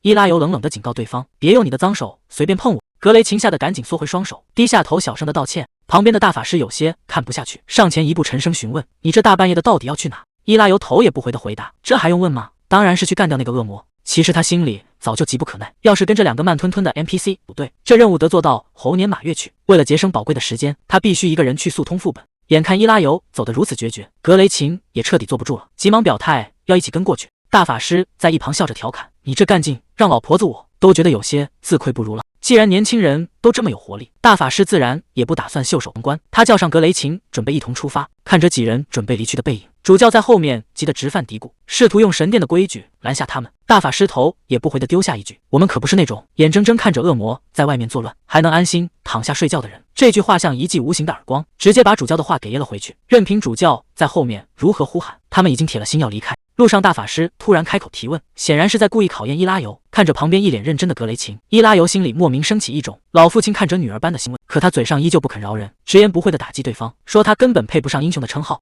格雷琴懒得跟他继续斗嘴，直接问起关于恶魔的线索。虽然这姑娘平时看着傻乎乎，但对信仰的这份执着确实让人不得不心生佩服。得知这里的恶魔是尸鬼后，格雷琴脑中灵光一闪，瞬间把所有线索都串联起来。既然是这种腐烂的怪物，那村里腐臭味最重的地方肯定就是突破口。几人简单合计了一下，决定直接去墓地碰碰运气。大法师夸赞格雷琴懂得挺多，格雷琴倒显得十分谦虚，直说自己跟另外两位没法比。听到这番由衷的夸奖，伊拉尤心里别提有多美了。为了不让自己笑出声来，只能逼着自己想些倒霉事，这才勉强把嘴角给压了下去。不过说起正经事，在原版的剧情线里，这起事件的背后可不简单，不仅牵扯到神殿内部的腐败，村民里还隐藏着恶魔信徒，就是不知道这个重制版会怎么演下去。几人正沿着街道往前走着，格雷琴突然停下了脚步，神色紧张的低声惊呼，空气里有股奇怪的味道。顺着这股刺鼻的腐臭味，他们拐进了一条阴暗的小巷。伊拉尤提起油灯往前一照，昏黄的亮光瞬间驱散黑暗。靠在墙角跟的根本不是活人，正是他们一直在寻找的尸鬼。看来之前的猜测完全没错。旁边的格雷琴直接看傻眼，忍不住出声惊呼。大法师立刻决定去召集守卫。原本以为这股恶臭只是游戏背景，没想到现场的味道如此刺鼻，看来想要找到目标绝非易事。伊拉尤蹲下身仔细查看，只能无奈地叹了口气：“我们终究还是来晚了一步。”他低声承诺会为尸体讨回公道。虽然自己并不信仰神明，但不得不说这游戏场景确实逼真。格雷琴也闭上双眼开始祈祷。大法师这时匆匆赶了回来，表示守卫很快就会接管这里。紧接着，大法师施展起追踪法术，空气中残留的气味还很新鲜，那只尸鬼绝对还没有跑远。耀眼的蓝色光芒瞬间铺开，这法术虽然维持不了太久，但足够锁定那个家伙的行踪。大法师立刻招呼大家跟上。格雷琴一边奔跑一边施法，顺手净化掉沿途残留的魔气。有靠谱的队友在前面开路，确实比单打独斗要省心得多。三人顺着蓝色光芒一路狂奔，尸鬼的逃跑路线被摸得清清楚楚。可跑着跑着，伊拉尤却突然停下了脚步，身后的格雷琴差点一头撞了上去。前方的通道已经被碎石死死堵住，而那道追踪光芒竟然直接穿墙而过。大法师无奈地叹了口气，看来那怪物拥有穿墙的能力，我们必须寻找高处绕道过去。听到大法师提议去高处，伊拉尤顿时来了兴致，既然是在游戏里，那就玩点更刺激的。大法师察觉到不对，急忙大喊想要阻止他，可惜已经来不及了。伊拉尤整个人如离弦之箭般冲了出去，从这么高的地方直接跃下，甚至没有使用任何缓冲技能，他却稳稳地落在了地面上。身后的格雷琴和大法师瞬间被这一幕惊得目瞪口呆。不过伊拉尤根本顾不上这些，迎面而来的风阻和真实的落地感让他体验到了极致的爽快。没想到自己还有跑酷的天赋，这具身体的反应速度确实惊人。不过现在可不是自恋的时候，必须在追踪魔法失效之前，把那只隐藏的恶魔给揪出来。顺着微弱的光芒一路搜寻，伊拉尤终于锁定了下方的动静，躲在暗处玩这种把戏，你的好日子到头了。伊拉尤站在高处俯瞰目标，浑身的热血开始沸腾。这个神级角色扮演游戏，真实感简直让人欲罢不能。他缓缓握紧了手中的武器，眼神中闪过一丝冰冷的杀意。既然已经锁定了位置，那就用最直接的方式解决战斗。系统面板上突然弹出提示，这只怪物拥有穿墙遁地的难缠属性，但伊拉尤可没耐心和他捉迷藏。然而等他回过神来，却发现四周安静的有些诡异，原本应该跟上来的队友全都不见踪影。看来这次只能被迫单刷了。单人面对这种视角的战斗，判定确实有些难以捉摸。正当他犹豫要不要等待队友时，前方的阴暗处突然传来了脚步声，一个神秘人缓缓走了出来，说王正在到处寻找他。系统面板在此时疯狂闪烁，警告对方是危险的恶魔契约者。这突如其来的变故让伊拉尤彻底愣住，神秘人口中的王到底是谁？难道是恶魔契约者的首领？这家伙居然主动找上门来，剧情的走向完全超出了预料。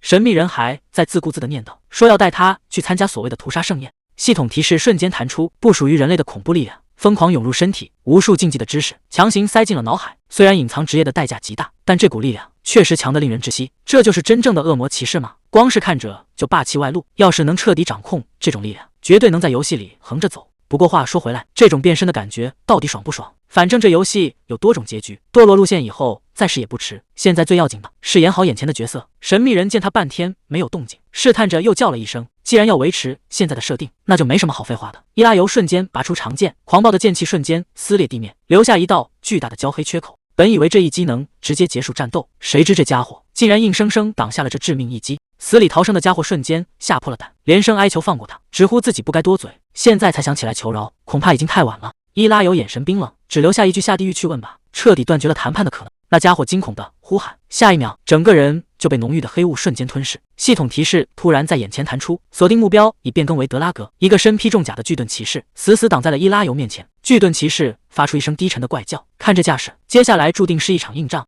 伊拉尤不屑的冷笑一声，这种雕虫小技也敢拿来献丑？话音未落，他双手握剑一记重斩劈下，本以为能轻松破开防御，德拉格却稳稳举起巨盾，硬生生扛下了这狂暴的一击。伊拉尤被彻底激怒，怒吼着让对方滚开，他体内的魔力瞬间爆发，紫色剑气铺天盖地砸了过去。然而德拉格依然纹丝不动，这下连伊拉尤都有些震惊，这家伙的骨头比想象中还要硬，对付这种没有实体的怪物最让人头疼，根本没有任何打击感。更麻烦的是，契约者在后方疯狂加持增益，导致这面盾牌根本无法击破，必须先想办法解决掉那个契约者。不过在此之前，伊拉尤还想测试一个猜想。他身形一闪，再次冲上前去，对德拉格发动了狂暴的猛攻。果不其然，刚刚释放的破击技能效果竟然能完美叠加到下一次攻击，哪怕不是标准的下劈动作，技能效果也依然能够触发。这下总算找到了这游戏的战斗门。既然摸清了门路，那就没什么好犹豫的。伊拉尤双手死死握紧武器，既然如此，就用这一招彻底做个了断。他怒吼一声，全力发动了破击技能。这一击的威力远超刚才，狂暴的紫色剑气如海啸般砸落。德拉格虽然举起巨盾拼死抵挡，但这次可没那么容易接下了。叠加的技能效果在瞬间彻底爆发，伴随着轰然一声巨响，德拉格的重装铠甲被当场炸裂，庞大的身躯被红光彻底吞噬，最大的绊脚石终于被清理干净。系统任务也随之更新，接下来就轮到幕后黑手了。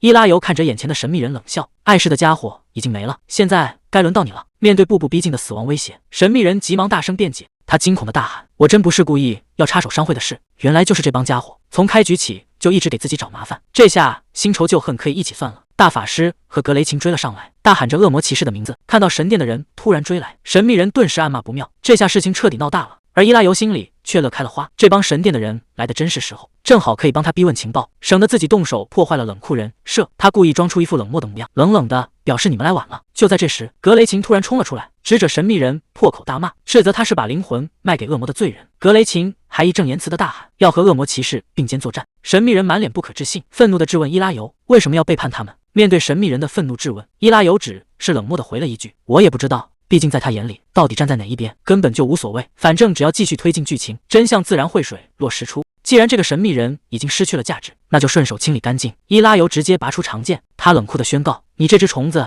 没资格质问我，用你的死来赎罪吧。紫蓝色的剑光轰然炸裂，这一剑的威力非同小可，掀起漫天烟尘。等风波平息下来，他们直接来到了宏伟的王宫门前。此时一队精锐守卫正急匆匆地朝王宫内部走去。刚才那一剑下去，神秘人居然还留了一口气。眼看伊拉尤准备补刀，半路却突然飞出一条蓝色锁链，死死缠住了他的剑刃。出手拦下他的正是大法师。伊拉尤眼神一冷，直接质问：“你这是要挡我的路吗？”大法师赶紧出言劝阻：“留活口可比直接杀了有用的多，毕竟德拉格绝非寻常恶魔，背后肯定有人在暗中召唤。现在最要紧的任务是揪出真正的幕后黑手，可不能因为一时冲动坏了大事。”伊拉尤一边走一边思索，原来这游戏还实装了捕捉系统，必须先把目标地血量打残，要是直接把人打死了，任务可就彻底搞砸了。看着眼前弹出的系统提示，伊拉尤忍不住暗自感叹，这重置版增加的新花样还真不少。虽然玩起来有种熟悉感，但细节处处透着新鲜。可还没等他多感慨几句，耳边突然响起了刺耳的警报声，警报声越来越急促，周围的画面瞬间变成了血红色。等伊拉尤回过神来，整个人彻底懵了，眼前密密麻麻全是红色的警告弹窗，这到底是什么情况？伊拉尤本想跟过去看看审讯情况，却被神殿的结界强行拦在门外，警告弹窗瞬间刷满了屏幕，他只能无奈地退了出来。看来这只寄宿着恶魔力量的右臂注定会被神殿排斥，这多半是后续剧情的伏笔。不过这游戏的设定确实硬核，明明主线是格雷琴的神官路线，却把恶魔骑士的限制做成地狱难度，这明摆着是在劝退玩家。但越是这样，伊拉尤反而越兴奋，这种高难度的挑战玩起来才真正有意思。如果只图省事去玩普通模式，那就失去了角色扮演的灵魂，在老玩家眼里这才是终极乐趣。不过这种硬核玩法门槛极高，要是技术太烂根本撑不起设定，甚至连组队都没人愿意带。如果系统一直这样排斥它，接下来的路恐怕只能跟 NPC 死磕。此时四周空无一人，显得有些冷清。好在系统提示终于更新，看来得等里面的审讯结束，主线任务才能继续推进。正琢磨着去哪里打发时间，身后突然传来一声大喊：“恶魔骑士！”格雷琴急匆匆地追了上来，大喊着要跟伊拉尤一起行动。这可把伊拉尤整不会了，怎么每次提到这家伙，他就跟召唤兽一样瞬间冒出来？难道这也是系统的隐藏设定？伊拉尤有些无奈地问他：“审讯那边情况怎么样了？”格雷琴解释说，大法师觉得亲自审讯邪教徒是对恶魔的奖励，所以干脆让他来跟着恶魔骑士。伊拉尤顿时反应了过来，合着那老家伙是嫌麻烦，直接把这个跟屁虫甩给了自己。伊拉尤忍不住吐槽了一句：“难道你们只有等情报送上门，才知道该怎么去猎杀恶魔吗？”这话让格雷琴整个人愣在原地，随即他一脸崇拜的大喊：“这道理真是太深奥了，不愧是强大的恶魔骑士！”这番过度解读让伊拉尤直犯嘀咕，其实自己只是想找个地方刷怪，看来这就是游戏里的捧哏 NPC， 不管玩家做出什么举动，他都会在旁边疯狂吹捧。虽然这姑娘看起来挺可爱，但对性格内向的伊拉尤来说，这种热情实在是有些招架不住。眼看天色已经彻底暗了下来，格雷琴提醒说现在不好打听消息，伊拉尤便决定去冒险者公会碰碰运气。格雷琴一听要去公会，立刻兴奋起来，大喊着里面肯定有各种委托，没准还能找到关于恶魔的线索。可伊拉尤心里却在暗暗叫苦，为了维持冷酷的恶魔骑士人设，他连一句温柔的话都不能说，这尴尬的气氛简直让人窒息。说话间，两人来到了索蒙冒险者公会，这地方大半夜依然亮着灯。一进门，大法师就感叹道：“真没想到你居然会用这种方式来利用冒险者公会，看来光在塔里死读书确实没用，还是得出来多长长见识。”伊拉尤没有废话，直接让柜台把恶魔相关的委托拿出来。柜台小哥核对完徽章有些为难，毕竟这种任务可遇不可求，只能拿些疑似恶魔的线索凑数。伊拉尤懒得听他解释，打算自己翻看。这举动把柜台小哥吓了一跳，没想到这个粗犷的恶魔骑士居然识字。不过符合条件的委托只有一件，而且神殿那边早就已经插手了。伊拉尤扫了一眼委托单，这上面写的任务自己不是刚刚顺手解决了吗？这下轮到柜台小哥傻眼了。旁边的大法师听到有50万赏金，心思立刻活络了起来，连忙追问最近有没有人无故失踪或者突然发狂。格雷琴倒是一点也不客气，直接把自己的冒险者徽章拍在桌上，说只要是传闻都可以提供。柜台小哥本来还想打发他们走，结果仔细一看两人的徽章，整个人瞬间被吓傻了。一个是神殿的审判官，另一个是魔法塔的贤者，背景一个比一个硬。小哥的态度立刻发生了180度转变，连声保证会把知道的线索全道出来。伊拉尤在旁边看得只想笑，这名号在游戏里确实好使，简直就像是打工人值夜班时突然迎来了几位超级贵宾。小哥仔细想了想，说道：“最近城里有个奇怪的传闻，小偷好像一下子变少了很多。”这消息让大法师顿时警觉起来。小哥接着透露，不仅小偷变少了，连街上的乞丐也跟着不见了。他怀疑是贫民窟爆发了什么怪病，不过因为平时不怎么关注那边，所以也没法完全确定。话还没说完，格雷琴突然一拳砸在柜台上，巨大的动静把小哥吓了一跳。格雷琴愤怒的大喊：“这城里居然有人敢背弃神明的恩赐！”看着旁边气得像个红脸包子的格雷琴，伊拉尤也是一脸无奈。不过这线索已经足够了，这明摆着就是系统给的剧情任务。看来城外又有一个恶魔在兴风作浪。小哥一听城里可能有恶魔，整个人都愣住了。大法术顺势交代他，后续如果有新线索，要第一时间通知神殿。伊拉尤在旁边看着小哥，心里忍不住默默吐槽：值夜班遇到大佬硬色加班任务，这简直就是打工人的噩梦。既然目标已经明确，伊拉尤也不打算多留，直接转身就走。格雷琴急忙追问他要去哪，伊拉尤头也不回地丢下3个字：贫民窟。大法师反应很快，立刻意识到那里才是线索的聚集地，连忙叫上格雷琴一起跟了过去。格雷琴看着伊拉尤果断的背影，心里更是佩服的不行，觉得跟着这位大佬果然能学到不少东西。格雷琴在后面紧追不舍，非要跟着伊拉尤一起行动，觉得这样肯定能触发帅气的剧情。伊拉尤根本懒得理他，心里还在琢磨刚才神殿里的扣血机制，这明摆着是系统在埋伏笔，看来以后迟早要跟神殿彻底撕破脸，真刀真枪的大干一场。格雷琴在后面越想越气，直接拎着武器在那里大吼大叫，一副要找人拼命的架势。看着这个活宝，伊拉尤也是一阵头疼，甚至开始怀念之前清静的日子了。不过转念一想，真要跟神殿打起来，那场面绝对够刺激。明明什么都还没发生，自己居然就开始瞎操心了。反正兵来将挡，水来土掩，到时候再说呗。结果怕什么来什么，系统任务刷的一下就弹了出来。这任务触发的时机简直让人想吐槽。格雷琴在后面紧追不舍地问：恶魔骑士，你已经知道贫民窟在哪了吗？总不能直接告诉他自己是开着游戏小地图找过去的，毕竟那些代表敌对目标地红点在地图上简直不要太明显。看着伊拉尤一脸高深莫测，格雷琴更是崇拜的不行，大声喊着要好好学习。这误会可真是越来越深了。走在去贫民窟的路上，伊拉尤心里直犯嘀咕，自己现在这个恶魔骑士的配置，在狭窄的贫民窟里实在施展不开，不过也只能硬着头皮往前走。穿过整片破败的街区，他们终于来到了贫民窟深处。本想找个当地人打听消息，可刚一开口，对方态度就极其嚣张。伊拉尤眼神一冷，质问对方，瞬间把眼前的胖男人吓得浑身发抖。还没等伊拉尤出手教训，就有一个小偷迎面撞了上来，嘴里还敷衍的道着歉。这种老掉牙的套路，真当他的钱包是好拿的吗？小偷的手还没来得及缩回去，就被伊拉尤当场抓了个正着。伊拉尤冷笑一声，直接威胁，如果不想这只手被废掉，就老老实实配合回答问题。其实伊拉尤心里早就乐开了花，这种经典的装逼剧情，他连台词都提前准备好了。毕竟在游戏系统界面里，这家伙头顶上的任务标记亮的简直就像个大灯泡一样。既然地图上没有任务指引，那就只能用最原始的办法，把钱包当成鱼儿主动撒出去。果不其然，鱼儿立刻就上钩了。这小偷也是倒了8辈子霉，偏偏偷到这几位煞星的头上。还没等伊拉尤开始审问，旁边的格雷琴就先坐不住了，他直接亮出武器宣读教义，声称按照规矩必须剁掉小偷的手。眼看格雷琴要动真格的，旁边的大法师赶紧伸手拦下，劝他做事别太死板，要看具体情况。可格雷琴根本听不进去，在他眼里，犯罪就是不可饶恕的。大法师赶紧在旁边打圆场，劝格雷琴多学学恶魔骑士的慈悲，做事千万不能太冲动。这番脑补直接把伊拉尤画成了普度众生的大慈大悲之辈，画风转得太快，让伊拉尤自己都看傻了。格雷琴虽然听得一头雾水，但还是气呼呼的把武器收了回去，嘴里小声嘀咕着：“算你说的有道理。”不过架虽然是打不成了，小偷却发现自己还被死死拽着，他有些急眼的大喊要抓到什么时候。伊拉尤也懒得继续废话，直接命令这个小偷在前面带路，去找他们背后的老大。顺着这条线索几人很快摸到老巢，找到了这个管事的胖男人。格雷琴神色焦急地追问，到底是不是神殿把人带走的？胖男人被这阵势吓得够呛，连声发誓自己绝对没有看错。可他接下来的话却让气氛降到冰点。胖男人有些纳闷地反问，带走那些人的不就是神殿审判官吗？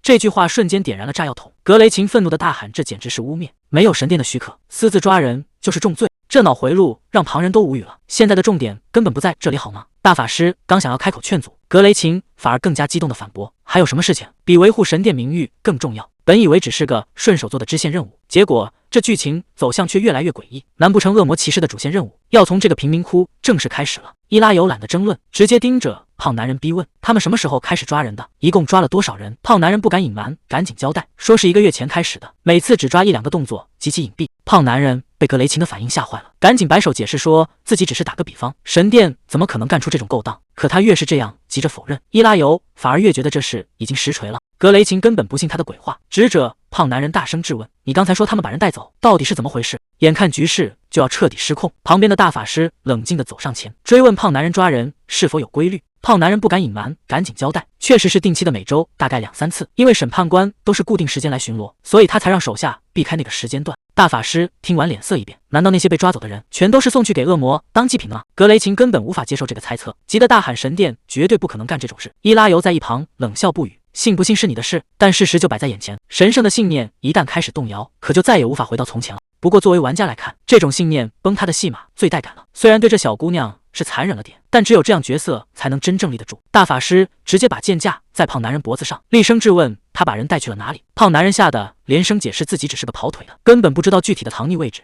就在线索即将中断的时候，旁边那个没跑掉的黑发女孩突然大喊说自己知道线索，还追问这事是不是跟恶魔有关。伊拉尤一言不发的走了过去，直接停在黑发女孩的面前，恐怖的压迫感瞬间拉满，逼得女孩不断后退，不知他要干什么。结果下一秒，伊拉尤直接破功，脸上露出了极其灿烂的笑容，只夸这种勇敢的 NPC 太讨人喜欢了。伊拉尤没有打算浪费时间，直接让黑发女孩在前面带路。女孩虽然神色有些紧张，但还是老老实实的在前面引路。越往贫民窟的深处走去，周围的景象就变得越发破败萧条，甚至能看到野狗和乌鸦在争夺腐肉。这地方显然比想象的还要混乱不堪。女孩突然停下脚步，提醒大家，从这里开始往里走，才是真正危险的无法地带。看来接下来的路程可就没有之前那么好走了。黑发女孩在前面带路，特意转过头来警告众人，想打听消息就千万别乱拔剑，里面的人现在都非常敏感，尤其是针对格雷琴这种神殿的人，里面的人更是防备的厉害。格雷琴这暴脾气一下子就上来了，当场就毫不客气地怼了回去，说自己也根本不想跟小偷打交道。黑发女孩也急了，大喊着解释自己只是不想被他们连累，要不是为了大家，她才懒得趟浑水。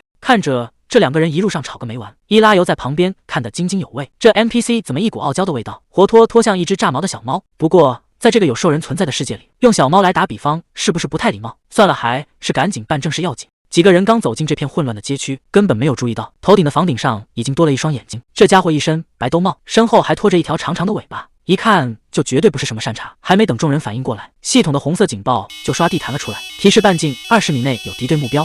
伊拉尤没有丝毫犹豫，直接拔出了腰间长剑。带路的黑发女孩顿时急了，大声质问他为什么要拔剑。伊拉尤头也不回的冷冷回应，想让我收回武器，那就先让上面的人把刀收起来。顺着他的视线看去，房顶上不知何时蹲着一个不速之客，对方咧嘴一笑，嘲讽他反应倒是挺快。话音未落，那人便从房顶一跃而下，这家伙落地无声，显然是个实力不俗的练家子。他上下打量着伊拉尤，一口气说出了他的所有特征：黑白双色的头发，单臂的金属护臂，以及右眼上的黑色眼罩。男人咧嘴一笑，直呼他为恶魔骑士，声称终于找到了他。一旁的格雷琴听得满脸疑惑，忍不住低声询问伊拉尤：“这家伙难道是你的熟人吗？”伊拉尤在脑海中飞快搜索，却怎么也想不起来游戏里有这号人物。兜帽男见状，连忙摆手解释，自己只是听过恶魔骑士的大名，毕竟对方现在可是风头正劲的名人。伊拉尤这才反应过来，这不过是系统安排的背景设定。他有些不耐烦地质问对方，特意认出自己到底想干什么？难道是想要他给发个奖吗？兜帽男冷笑一声反问：“你带着神殿的走狗大老远跑到这里，难道是想帮他们绑架更多的人？”听到这话，格雷琴当场怒火中烧，一旁的黑发女孩赶紧打圆场，大声解释他们是来调查绑架案的。突然冒出的猫人让伊拉尤有些疑惑，黑发女孩在一旁急忙补充，指出这起失踪案很可能与恶魔有关。兜帽男顿时愣在原地，急切地追问那些孩子是否被恶魔抓走。如果真是这样，就意味着神殿确实在与恶魔勾结。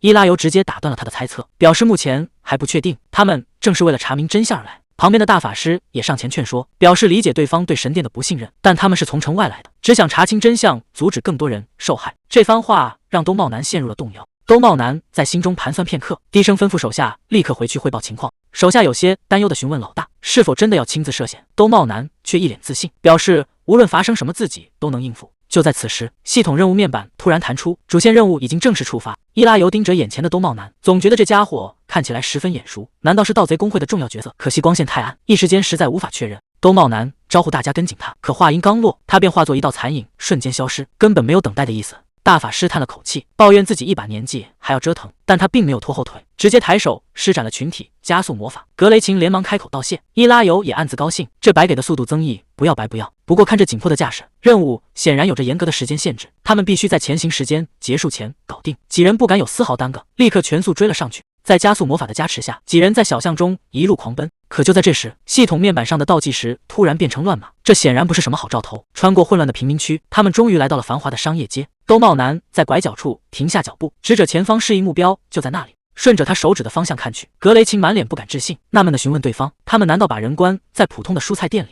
大法师一眼便看出这家蔬菜店被人设下了强力结界。兜帽男也在一旁证实，仓库和地下室确实都被彻底封锁。此时系统任务面板再次更新，证实这里就是关押人质的巢穴。大法师认为破开结界并不难，伊拉尤却在心中暗自盘算，既然任务没有强制要求前行，那又何必浪费时间？他直接丢下一句准备进去，这可把一旁的兜帽男吓了一跳，急忙劝阻说里面太危险。但铁了心要硬闯的伊拉尤根本不予理会，他直接一脚踹开大门，嘴里还振振有词地宣称，比起非法入侵，绑架才是更严重的罪行，要是害怕就老实待在后面。这番霸气的发言直接把身后的队友给整不会了。伊拉尤提着长剑大摇大摆地闯了进去，其实他心里也有些发虚，纯粹是嫌麻烦在胡说八道，反正这帮人都是 NPC， 最后肯定会乖乖跟上来。看着他远去的背影。兜帽男忍不住询问同伴：“这家伙平时做事也这么乱来吗？”格雷琴只能尴尬地回答：“他们认识他也还不到1个星期。”在大法师看来，虽然相处时间短暂，但伊拉尤确实是个有本事的人。格雷琴听完也下定了决心，这次绝不能退缩。就在这时，兜帽男透露了一个惊天消息：昨天神殿刚刚关押了一名恶魔契约者。格雷琴这下彻底坐不住了。如果神殿真的与恶魔勾结，甚至在暗中收集祭品，那事情可就彻底大条了。时间紧迫，格雷琴直接提着盾牌冲了进去，顺便警告兜帽男害怕就躲在后面，反正带路的工作已经完成。看着他冲锋的背影，兜帽男忍不住感叹：这位大人想的是越来越深了。格雷琴彻底想通了，看着伊拉尤的行事风格，他明白有些时候就要简单粗暴，这可把后面的兜帽男愁坏了，忍不住抱怨这帮人毫无计划就敢硬闯，简直是胡闹。但抱怨归抱怨，他最终还是硬着头皮跟了上去。而最先冲进来的伊拉尤，此时正独自站在空荡荡的屋里，看着四周的寂静，他心里也开始犯嘀咕：这帮家伙怎么还没跟上来？难不成真打算让他一个人单挑？地上躺着2个被绑得结结实实的绑匪，看来地下室的入口就在这下面了。不过在下去之前，系统突然弹出了科普提示，专门解释了这个世界的种族设定。原来长着野兽脸的半兽人和只长着兽耳尾巴的兽人根本就不是同一个种族。顺着阴暗的台阶一路向下，伊拉尤却突然停下了脚步，这底下的动静显然有些不太对劲。紧跟在后面的格雷琴也瞬间察觉到了异样，他神色紧张的低呼：底下有非常强烈的恶魔气息。大魔法师二话不说，直接用法杖凝聚起魔力，带头加快了脚步。说起来，这还是伊拉尤第一次在这个游戏里跟队友一起组队刷副本，也不知道这游戏的真实度到底能做到什么地步。看着队友们一个个冲得飞快，这游戏 NPC 的智能确实没得说，连他自己都开始有些兴奋了。穿过这道隐蔽的暗门，系统的提示音瞬间在耳边响起，看来他们已经找到了隐藏通道。顺着通道一路向下狂奔，最底下的光亮越来越近，还没等众人站稳脚跟，前方就突然传来一声巨响，伴随着沉重的巨响，大门被暴力踹开，这下连打招呼的步骤都省了。里面的邪教徒瞬间懵了，有人气急败坏的大喊：召唤仪式还没有完成，怎么偏偏在这个时候闯进来？可现在后悔已经晚了。看着杀气腾腾的伊拉尤一行人，对方彻底慌了神，惊恐的大喊着：英雄找上门了！话音刚落，战斗瞬间打响，格雷琴一马当先冲在最前面，他兴奋的大喊：没错，你们的末日到了！对面的邪教徒显然不想坐以待毙，一边指挥手下拼死拖延时间，一边直接发动了召唤魔法。随着一阵浓郁的黑气翻滚，地上的白骨居然全都动了起来，系统提示也跟着弹了出来。这些骷髅兵虽然只是低阶恶魔，但架不住数量实在太多。看着密密麻麻的骷髅大军围拢过来，大法师也准备释放大招，他急切的大喊：帮我拖住他们，我需要时间吟唱咒语。格雷琴这会儿信心爆棚，他得意的大喊：这根本不算什么挑战，神明与我同在。结果帅不过3秒，伊拉尤直接从他身边超了过去，瞬间把风头抢精光。伊拉尤冷冷的开口：胜利属于我的利刃，荣耀归于天堂。话音刚落，黑紫色的剑气瞬间横扫而出，眼前的骷髅大军直接被清场，这输出简直高的离谱。伊拉尤回头丢下一句：我可没打算把先锋的位置让给你。这下个雷琴估计要郁闷坏了，大声抱怨着伊拉尤太贪心，把风头全一个人占光了。不过抱怨归抱怨，他手上的动作可没停，好歹也是受过训练的骑士，直接举起盾牌就冲了上去。结果他下一句就暴露了真实目的，原来他是怕自己分不到经验值。这下连伊拉尤都彻底无语了。伊拉尤一边应付眼前的敌人，一边琢磨着这个任务。就在这时，耳边突然传来一阵诡异的低语，说已经为他准备好了血肉。听到这句话，伊拉尤顿时感觉不对劲，难道这任务还有别的隐情？眼看杂兵被清理干净，对面的邪教徒彻底急眼了，直接召唤出更恐怖的怪物德拉格。邪教徒咬牙切齿的大喊：你这个叛徒会付出代价的。接着他把矛头对准了伊拉尤，歇斯底里的大喊：就用这家伙来当第一个祭品。话音刚落，一股恐怖的黑暗力量直接朝伊拉尤轰了过去。这突如其来的变故把旁边的队友都吓了一跳，兜帽男大喊：糟糕！大法师也跟着惊呼：骑士大人！德拉格也是个急性子，二话不说直接开启大招。他娇喝一声：我这就来救你！耀眼的圣光瞬间炸裂开来，结果根本用不着他帮忙，伊拉尤直接从黑暗漩涡里跳了出来，毫发无损的稳落地，这防御力简直逆天了。格雷琴这下尴尬了，只能强撑着面子嘀咕：果然不出我所料。伊拉尤拍了拍身上的灰尘，淡淡的开口：这下倒省事了，既然对方把大招都亮出来，那他也懒得再浪费时间。伊拉尤冷冷的吐出几个字：一招解决你们所有人。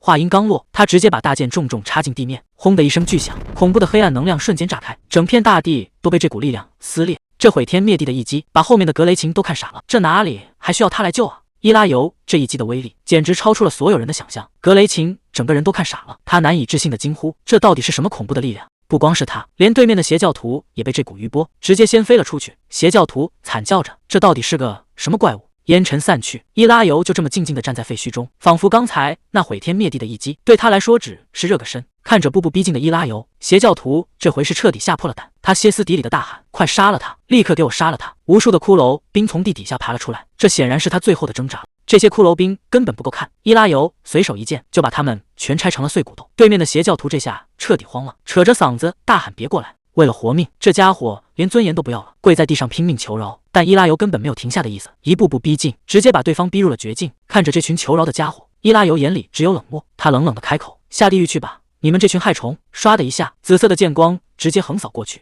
刚才那场恶战，差点把命搭进去，虽然勉强撑了过来，但身上早已伤痕累累。系统提示音响个不停，血量已经掉到了警戒线。不过这波绝对不亏，直接解锁了全新技能。看着手里恐怖的力量，连他自己都有些发虚。游戏才刚刚开始，就给这么逆天的外挂，这只能说明一个问题：后面的关卡绝对是地狱级难度。这时他才想起来，自己可不是单打独斗，那帮队友都在干什么？一回头，格雷琴手里的武器捏得咯咯作响，气氛瞬间变得不对劲了。眼看局势要失控，格雷琴终于坐不住了，他大喊着要履行职责，这回是要彻底拼命了。金色光芒瞬间炸裂，他挥舞巨大的十字架，直接把眼前的敌人砸碎，高喊着接受审判吧。刚解决完这波敌人，格雷琴忍不住回头大喊：“还要我帮你挡多久啊？”听到队友的催促，大法师终于出手，他回应说：“这就来了。”话音刚落，恐怖的蓝色魔力疯狂汇聚，大法师大喊：“大家快找掩护！”他高举起法杖，头顶的蓝色法阵瞬间亮起，高呼着彻底消灭你们。恐怖的蓝色火焰铺天盖地，瞬间把眼前的敌人吞噬。这一招威力极大，对面连反抗的机会都没有，只能在火海中惨叫求饶。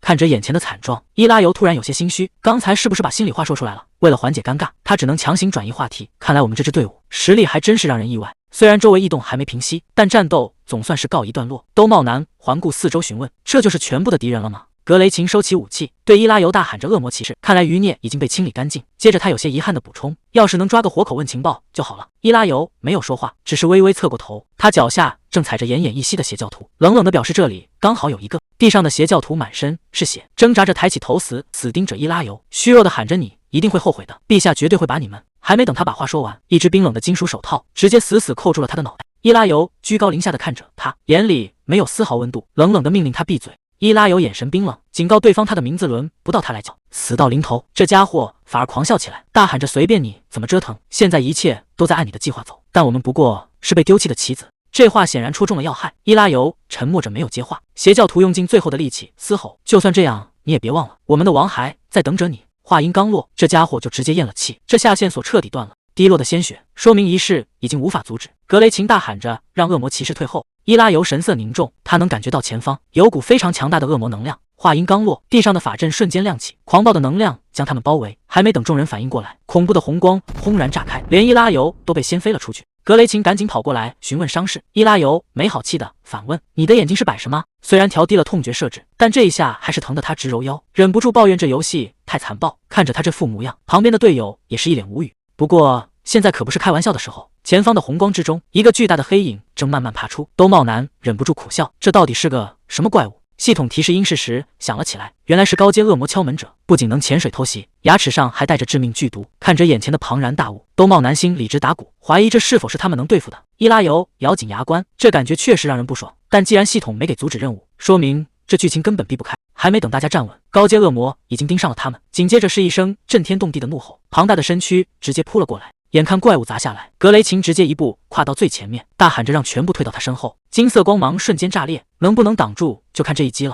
格雷琴正面迎了上去，大喊着赐予他对抗邪恶的力量。轰的一声巨响，高阶恶魔的狂暴一击居然被他正面硬生生扛下。这姑娘发起狠来却实够硬气。看着在前面死撑的格雷琴，连后面的伊拉尤都看呆了。纯靠肉身力量硬抗伤害，坦克职业的防御力确实离谱，但这姑娘就不能直接躲开吗？这大概就是输出职业的思维。旁边的兜帽男早就吓坏了，大喊着硬扛真的没问题吗？眼看局势不妙，他赶紧向大法师求助，询问他对这怪物了解多少，有没有可以攻击的弱点。大法师神色凝重的解释，这是高阶恶魔敲门者，他的牙齿上带着致命剧毒。至于他的弱点，既然队友在前面拼死抗伤，伊拉尤自然不能在后面看着，是时候展现真正的技术了。伊拉尤脚下一用力，整个人瞬间冲了出去。大法师在后面大喊，弱点是他的头部。伊拉尤高高跃起，手中利刃直朝怪物脑袋劈下，这一击绝对要他的命。这一剑确实劈中了，可谁能想到这怪物居然还有后手。伴随着一声怒吼，紫黑色的能量瞬间炸开，这股冲击力强得离谱。眼看局势突然失控，格雷琴根本来不及反应，后面的队友也完全没料到，这根本不是普通怪物的力量，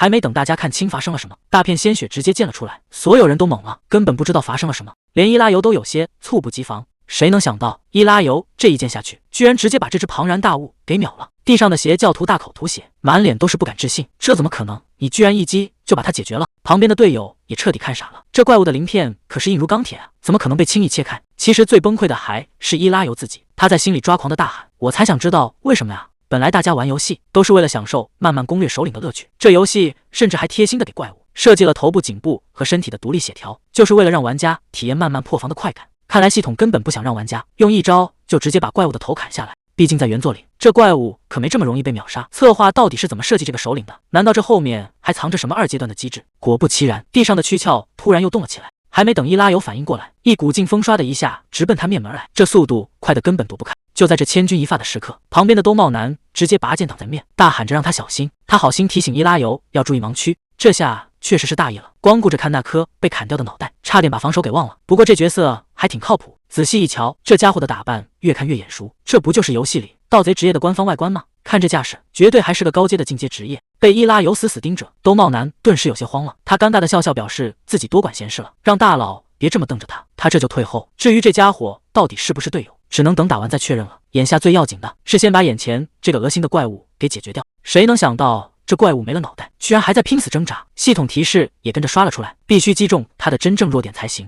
在游戏设定里，旁人都以为他的弱点是头部，刚才伊拉尤懒得解释，也就顺着他们的话说了。但实际上，这家伙的真正弱点其实相当麻烦，那就是逆鳞，也就是一片反着长的鳞片。这设定在游戏里可不少见，而且这玩意儿一开始根本不露出来，得先把他的血条磨掉一部分，他才会暴露在外面。这下可有的磨了。看着还在死撑的怪物，伊拉尤冷冷的宣告：你的挣扎到此为止了。毕竟在游戏设定里，只要能刺穿那片逆鳞，这怪物的血条就会直接清空。虽然用帅气的突刺技能看起来会更有戏剧效果，但现在显然没那个必要。伊拉尤低声喝道：大帝！话音刚落，他直接把手里的长剑狠狠插进了地面，狂暴的紫黑色能量唰的一下炸开，直接顺着地面奔向怪物的死角。这一击下去，就看能不能直接解决战斗了。那一招砸下去，效果简直立竿见影，伴随着一声沉闷的巨响，这只庞然大物终于支撑不住，直接倒了下去。看着眼前倒下的怪物，伊拉尤却一点也高兴不起来。刚才那一击明显有些不对劲，他明明用的是大地击，怎么最后使出来的却是个突刺技能？之前为了升级大地击，技能点早就被他用光了，根本就没钱去学突刺。可就在刚才，他刚有些后悔没学突刺，这技能居然自己冒了出来，难道是系统出 bug 了？听到有人大喊自己的名字，伊拉尤转过头去，地上被绑着的男人歇斯底里的大喊：你怎么能背叛王？这下事情变得更有意思了。格雷琴转头询问伊拉尤：恶魔骑士，这个你要亲自解决吗？居然还剩下一个活口，不管了，先做完这个任务，等下线了必须去投诉这破游戏。伊拉尤冷冷的回应：行啊，接着叫唤吧。他一步步走上前，冷笑着说：要看看对方能承受多少怒火。看着逼近的利刃，地上的男人吓得大叫，这下他是真的怕了。伊拉尤自己也挺好奇的，这一剑下去，这家伙怕是连渣都不剩了。就在伊拉尤准备动手的时候，旁边的大法师突然叫住了他，让他等等。伊拉尤有些不耐烦地转过头，质问他是不是又打算插手。谁能想到，大法师根本不是来求情的，他反而要求尽可能干净利落地解决对方，因为他需要带尸体回神殿当证据。听到这话，地上被绑着的男人彻底崩溃了，大喊着这女人一直在说可怕的话。伊拉尤冷哼了一声，手起刀落，直接送这家伙上了路。看着地上的尸体，大法师神色平静地提议：现在快点去消灭剩下的敌人，好慰藉那些受害者的灵魂。格雷琴在一旁默默看着，没有多说什么。就在大家准备动身的时候，旁边的兜帽男突然凑了过来，询问能不能请伊拉尤帮个忙。